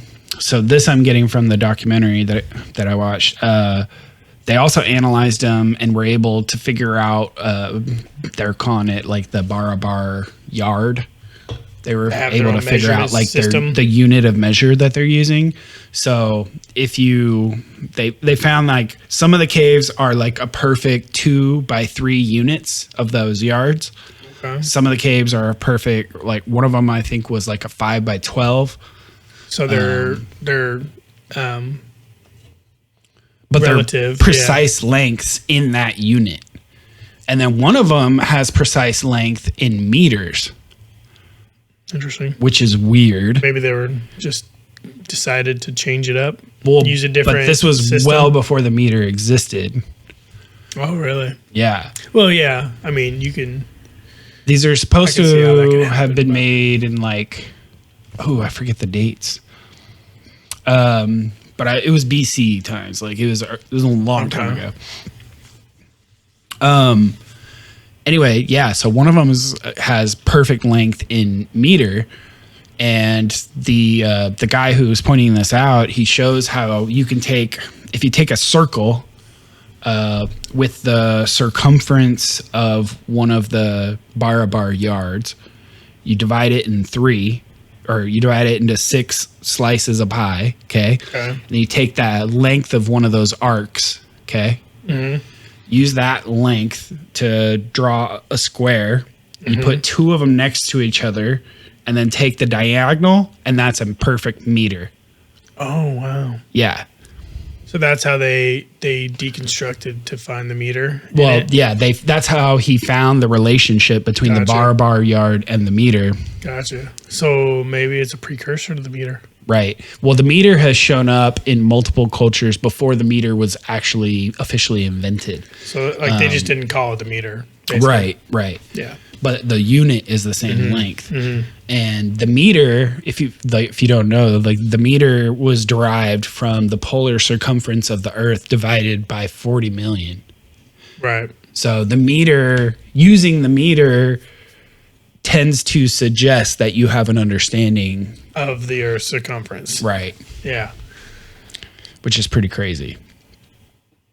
Yeah, I mean, there's a lot of evidence, and it seems kind of intuitive to think that cultures could have been more investigatory, maybe. I don't know if that's a word, but they investigated their surroundings, and they might have gone a lot farther than we give them credit for. Yeah. Yeah, that's interesting. And then... Where's my notes? Here we go. Yeah, so this is another view inside the Sudama Cave. So this is that convex wall that mirrors the round wall. Inside of the rectangular wall going into the circular chamber. If you're looking here at Sudama, looking at the doorway, that's what we're looking at here. Got it, yeah. And you see this, how it kind of like looks like a mushroom, like... Yeah, it's got like a beveled top. What's interesting is the underside of that mushroom is like curved up too. Like this is all really weird, like why would you do precise geometry. Why would you do this if you didn't? Yeah, if you didn't. So here's another view of it. You can see that curved lip there. Oh, that's from the inside of the vacancy of the chamber. It looks like, or the wall in between the chambers. That lip I'm looking at there. Yeah, so this lip is the inner wall, the inner side of this mushroom shape. Interesting. So it matched that even. Yeah, and the curve there is matching the curve of that sphere. For what reason? The dome of that sphere. What? Look, there's another view of it. Right, and what was the purpose of that? Is that open air? What do you mean? Like above the dome between the two chambers. No, this is in that granite. Right, that's what I mean. So why do all that? That's crazy. What here's a view of the underside of that. Yeah, like what the heck? The Sudama chamber's nuts. Why do all that? Also, they're using trapezoidal doorways. They're not everywhere else in India. It was common practice to use rectangle doorways. But they're using trapezoidal doorways. Oh, and where else do we see trapezoidal doorways? Egypt, Peru, all these ancient megalithic sites, they all use this trapezoidal shape. To show off their skills, that's why. Like, why do that otherwise? Look at some of the corner work here. They're just super precise. Yeah, wow. Comes to a pretty fine point there. Yeah. And there's the Vadathika chamber. That's a chamber. So so the front of that, is that the exterior of the granite? This is inside the doorway. Okay. So you're in the doorway looking into the cave. Yeah. And it's not very long. That's a very shallow cave. So this is where they started talking about the symmetry, and these are... So, yeah, there's 132 million points on this Vadathika point cloud from the 3D scan. Okay, little dots of where they measured, right? And then if you take it, you slice it down the center, you flip it, 69.7% of those points land exactly where the other points are on the opposite side. Wow. So that's pretty high. Well, it's especially high when you take into account the inaccuracy of the points that they talk about, because the inaccuracy they get comes from the fact that the cave is so polished and that polish causes the points to deviate. Yeah, the reflections can cause weird issues with the measurement. Oh, right, because you're using laser measurements, and Right. the bouncing of the laser can cause a deviation on the surface itself. Well, because it's so well polished, it can Yeah. like penetrate into that Yeah. first layer and kind of Bounce bounce around, a so bit. you're not getting an Yeah. exact point. Yeah. right. Dude, check out this shape. These are crazy. Whoa, that looks like a space shuttle. Yeah. It shows this chamber is actually composed of 3 different radius arcs. So it's not symmetrical. It's symmetrical, but like one section is using an arc of a circle of a certain circumference, and then the other sections, I the see. curve changes. So they're switching. So the top part is they're one switching the circle, arc, and there's then- 3 different arc circumferences What? that compose this curve, which is super advanced. Yeah, because and it's what 1/100th apart. Yeah, The deviation between the left and the right on that. yeah, yeah. So you can see here, like this is one section of arc. This is a section of arc. This is a section of arc. Wow, that's cool. Check this one out. This one is super perplexing. Wow. So here you've got the 3D scans of Vadathika and Vapayaka. And if you notice here, the doorway into Vadathika is not straight. It's curved off. It's at 85 degrees. But if you follow that doorway in a straight line, it perfectly lines up to the center of the Vapayaka chamber, which is not directly connected. It's like perfectly. And you have to take into account all of this is embedded in this giant granite column. So right, and these are separate areas too. there's no line of sight here. You Right, notice exactly. you have these to are caves inside of. you have to walk in here to get to this Vadathika Right. entrance, but you have to walk out and around to corner. get to the Vapayaka. So like there's nowhere you can stand where you actually get a view of both of these. So how do you line up these 2 unconnected Surveyor chambers? equipment at Right, the but how do you entrance of them even both. use surveying equipment inside of a rock formation? Right. Well, and even still, we're talking BC times. Yeah.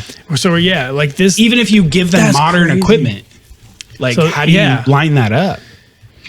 So that 85 degree deviation, so that it's 85 degrees off of it's 85 degrees instead of being, Instead of being 90. Yeah. perfectly perpendicular from the entrance of the Vadathika, and it perfectly And is because it's 85. perpendicular to the Vapayaka, and it goes through the center at the same time. Exactly through the center, right? The center point of this doorway is the center point of Vapayaka, They're just showing off now. right?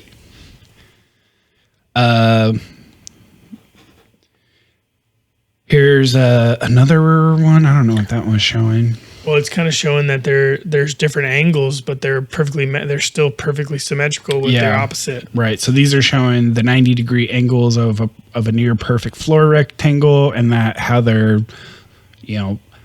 less than one a degree degree off. Yeah. Well, and even then, the degrees that they're off are perfect match basically to the opposite corner. Not the what we call kitty corner, right? Yeah, Across, but actually down the same wall, right? Right. It's crazy. Oh yeah, these 2 being close and these 2 being close. Yeah, that's interesting. Dude, look at these reflections, man. That's great. They set up a light source here, and you can see all these points of reflection. Yeah. Wow. Okay, so There's one of the another caves entrance. is called Lomas Rishi. Okay. And this one is the only one with any sort of like embellishment. This is one of the unfinished caves, though. But it's got this like porch here, and it's got this arch and these like engravings. That was from the Conqueror that made it be left unfinished. Well, yeah. They inscribed it. So Said, we did this. What they talk about, exactly, that was what they talk about in here, is that was most likely added later because the work of that does not match the precision of the work inside. Exactly. And that's what it looks like. And that's what happens in all the different places where you see this is unfinished inside work. that same one, and you can see the raw Patchwork. unfinished part here. Mm-hmm. And you can see the polished part.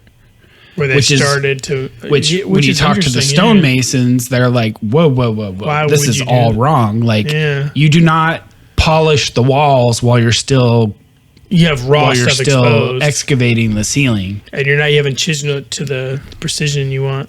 Yeah, like you do it all like in phases together. Like you don't polish round one it part out. before you even finish. round out a section of it. Yeah. Right. You need to get your geometry all set first before. Unless those are different rocks. No. Is that all granite? What's that It's all- delineation line that we're seeing? That delineation line is just an imperfection in the granite, and so it's just a crack. You'll see those cracks go through a number of the caves. Okay. Maybe that's why they abandoned it, and maybe the people who came later tried to finish it. Is kind of essentially what this is showing. Like the same people kinda who looks maybe like it, yeah. added this arch, maybe they tried to like dome the ceiling and then abandon the project. Yeah. Okay. But Yeah, that you can see right there the tool marks and how Right. how they differ. And the problem with that is because some of the area here, it comes down to where like it wouldn't have it, like the ceiling section is actually further back than the flat polished wall, which Right. means they screwed up. Right. Yeah, they've already gone too deep. Right. Because that unfinished section should be out. So they could That way polish you it could to polish get it down, flat. grind it. Otherwise, and you polish it have down. to take all that polished section and re-grind it down to match the rest of it, and then re-polish it. Right. Which is again why you don't polish first. Right. Yeah. Exactly. Here, this shows some of those tool marks that match these chisel marks on this section.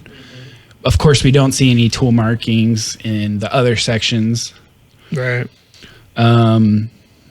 This is that part I was talking about with the Barabar Yard to the meter. So you take that 1/6 section of circumference of the Barabar Yard, you turn it into the side of a triangle or a side of a square. You put two of those squares near each other, Creates a take the rectangle. diagonal. Yeah. It's exactly a meter, which is what the heck? Bonkers, yeah. Yeah, and then they're talking about how, it's one Shows thing more to of polish something that's horizontal. It's totally different to polish something that's vertical. And it's even harder to polish a curve, and even harder to polish a curve on a ceiling and get an even polish. They had great scaffolding. Yeah, so then part of the documentary is they use this precision tool, this measurement tool here, To which detect measures the deviations. which measures The surface the levelness. surface flatness. Yeah. Okay. To level. It's got this little piece of metal that sticks out from it, and it pulls that metal in and detects any deviations that metal goes through as it's being pulled in. So you like hold it, and then it pulls, and it can tell by how much the metal has to move up or Interesting. down how perfect that flatness is. Interesting. So So it's showing you in these examples how marble is 2.253 out of perfectly being flat. which is microns.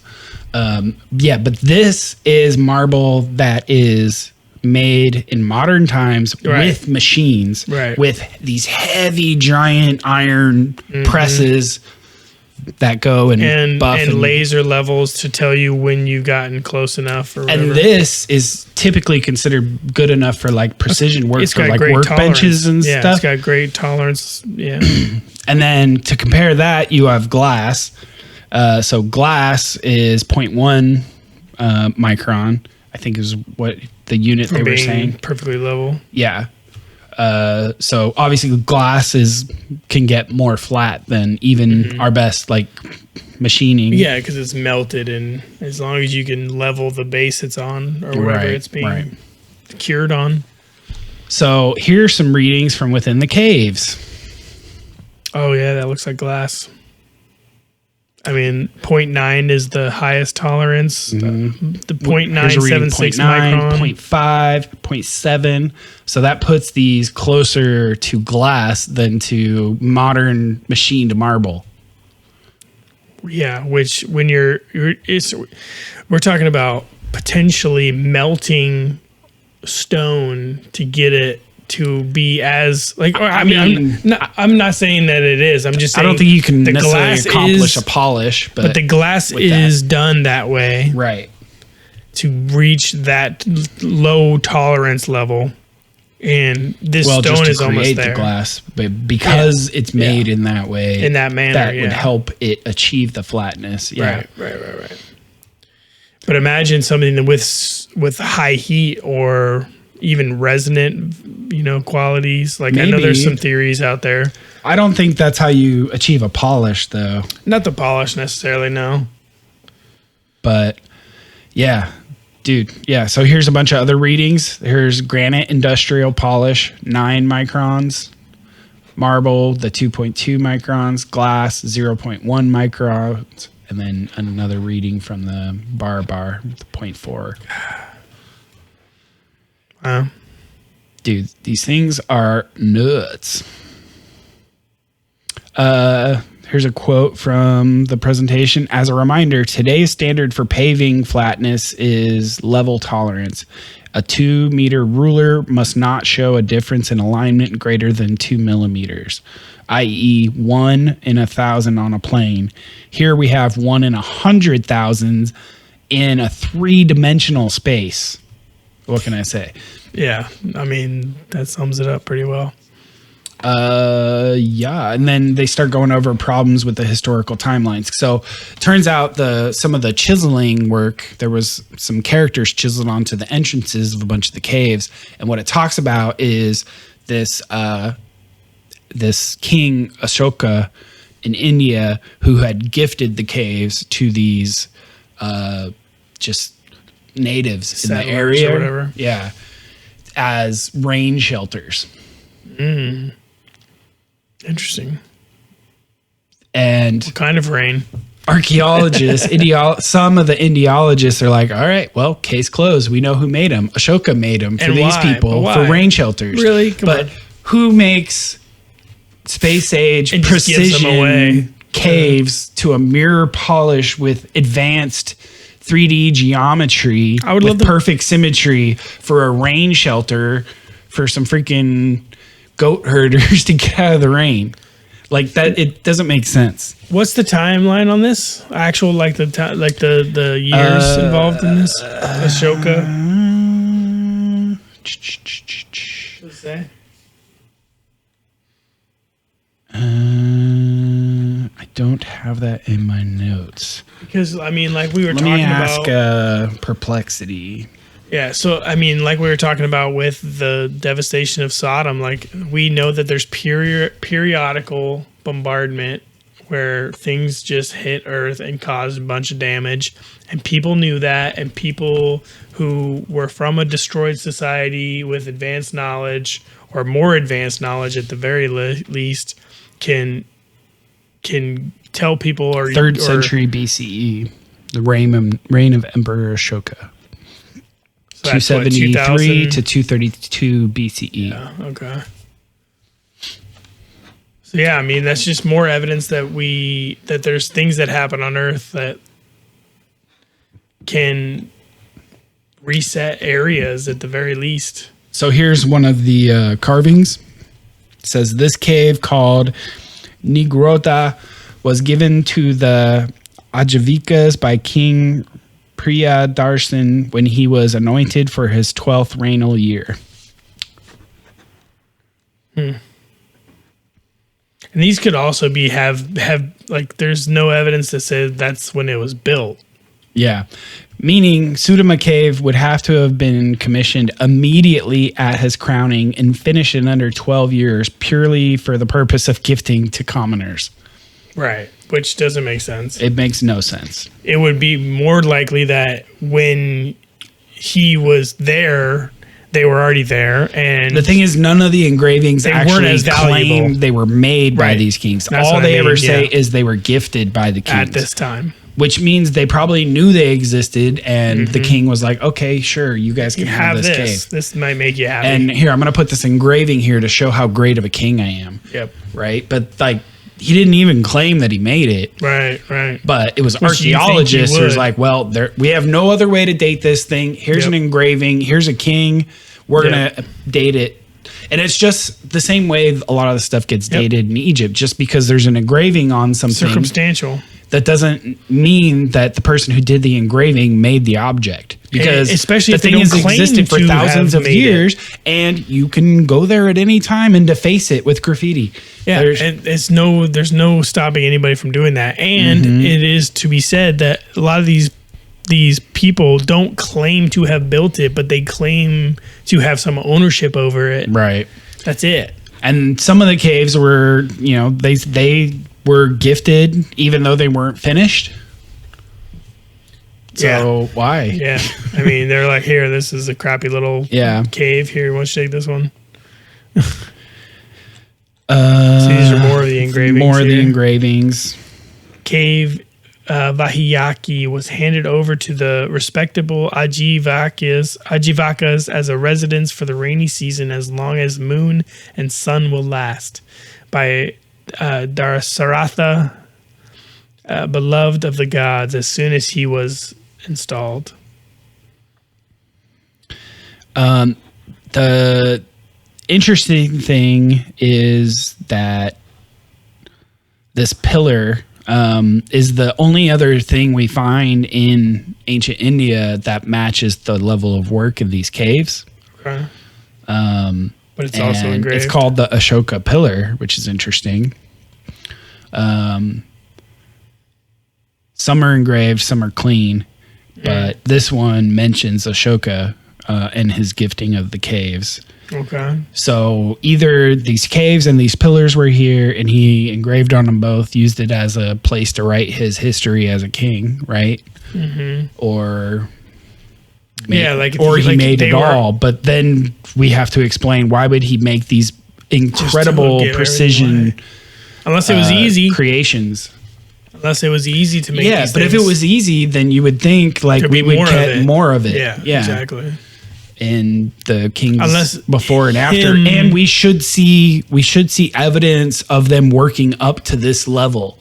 Unless he specifically had the capabilities of doing this on his own, right? Yeah. Like if there was some sort of ability he and maybe a few others had that died with their generation, and other generations like it around the world, or is it more likely that similar or people of the same ability were going around the world constructing these types of things? Yeah. Like the pyramids and all these other things, like the stone vases that still nobody knows what their uses were, and like or they're all these just other things, leftovers, right? They're leftovers from scraps from a before the civilization, flood, right? Yeah, some sort of civilization that had this type of technological ability. The Lomas Rishi cave, the one with the fancy doorway, also had some engravings, but the engravings point to 700 years after Asoka. So just to and that's to show you that the inscriptions don't mean much. Exactly. Yeah. So they did find caves that are somewhat similar in shape.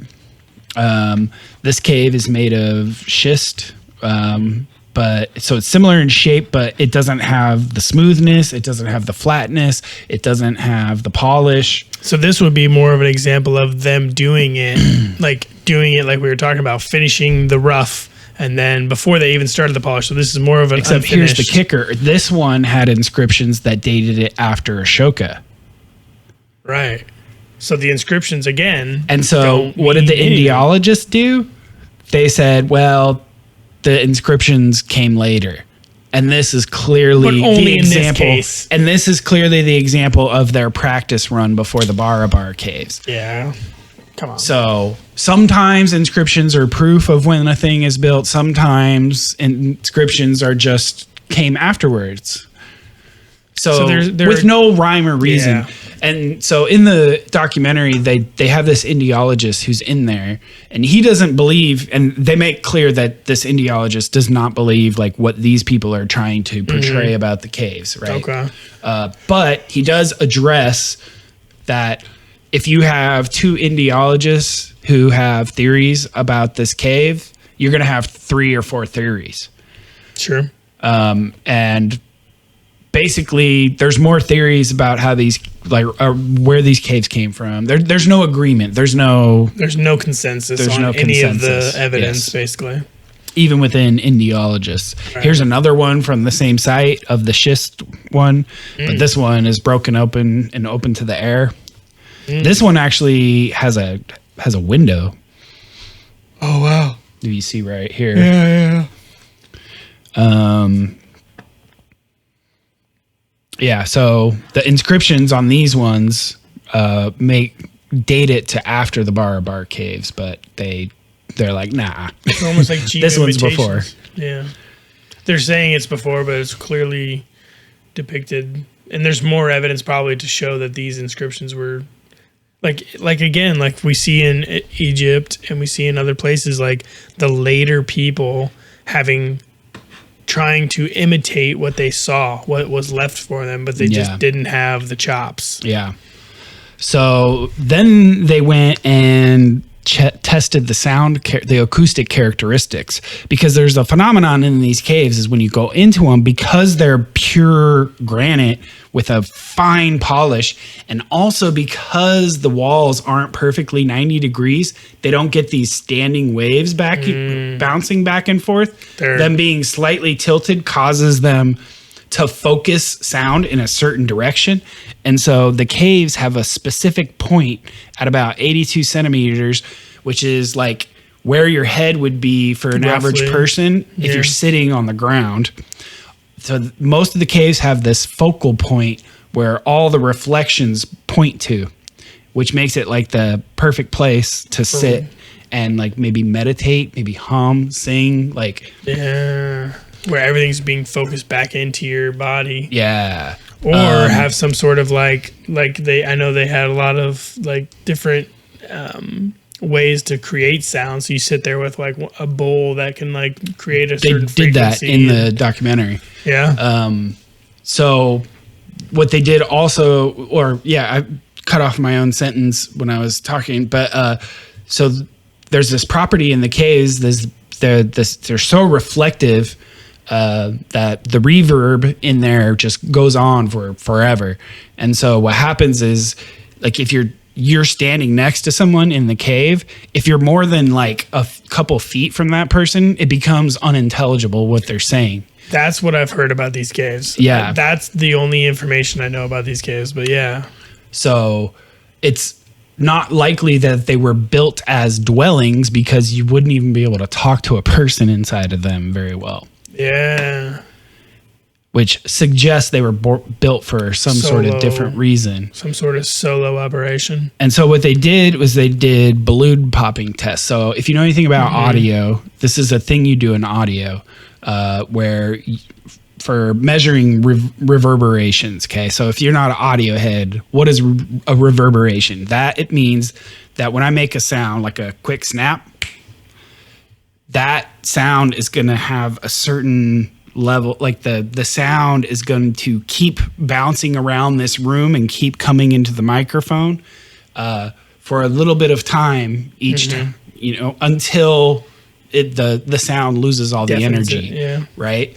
And so if you go into a closet with a bunch of like clothes all around you, that's going to absorb all the sound, so you're not going to get a lot of reverberations. But if you go into a big giant stone temple or church, you can be like, hello, right? And you get all these like reverberations. Yep. Okay. So they said, so the way you can measure reverb is you can go and you can take a balloon, like a precise balloon made for this, and you can pop it, and that creates sound frequencies across the spectrum. Okay. And then you use a precise measuring microphone to pick up the sound of that.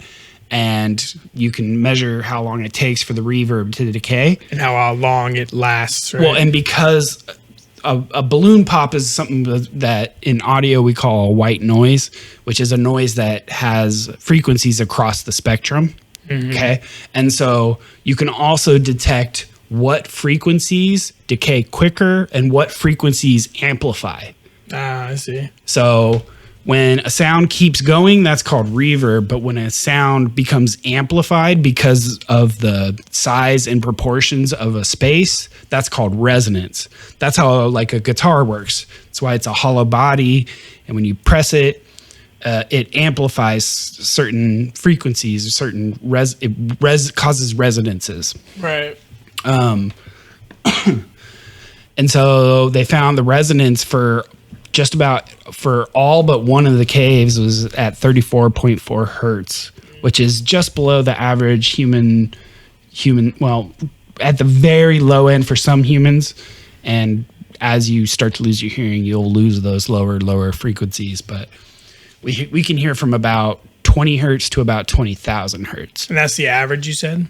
That's the average. That's the resonant frequency of the chambers. Of the chambers. And I think it was 6 of the 7 have that precise average or So that it's just precise below- resonant frequency. Just below human hearing. So it's almost in a sense like you're channeling. If somebody was just sitting in there and talking or chanting or singing, you're singing, but the resonance is coming back just under what you can hear.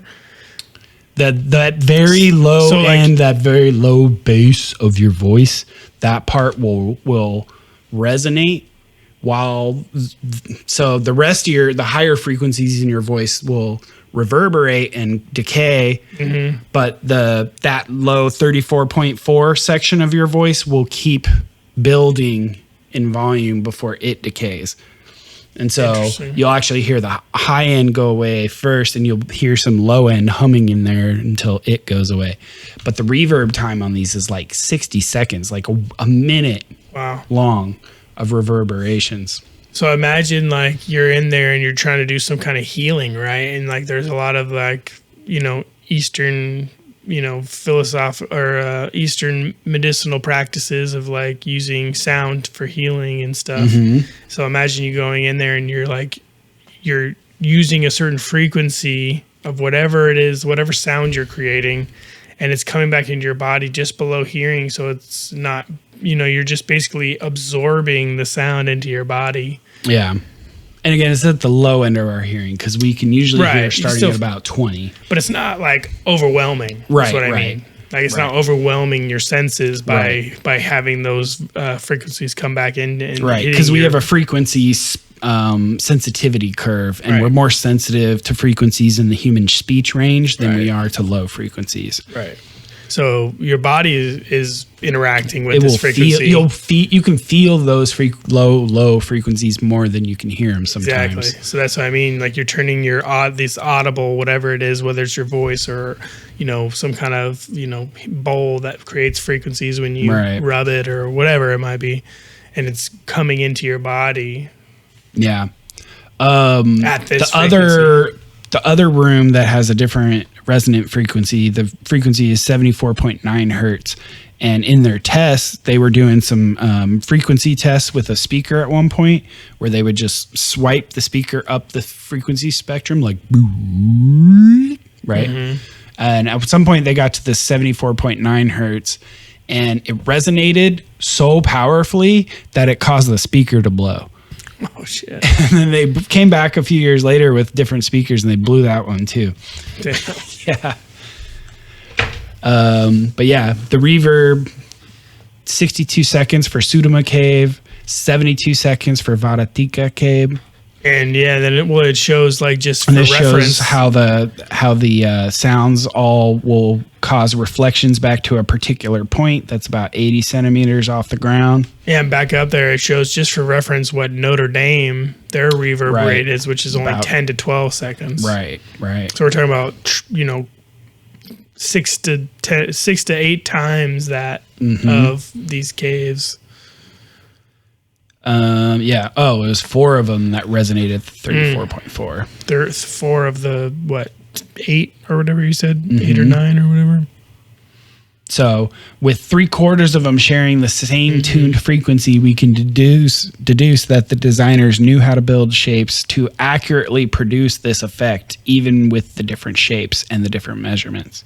And they maybe all had different uses, right? You have 4 that can do one thing, and yeah. And so here's her sort of recap summary. She says, no comparison ever made before or after in India. Nothing comparable before or after. Symmetry. There's symmetry in the volumes of the shapes.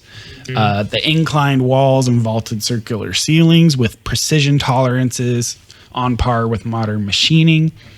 The caves are tuned to specific frequencies with a focus point. The mirror finish polish on curved, arched, and vertical surfaces. Yeah. No historical record of being made. Only record of them being gifted.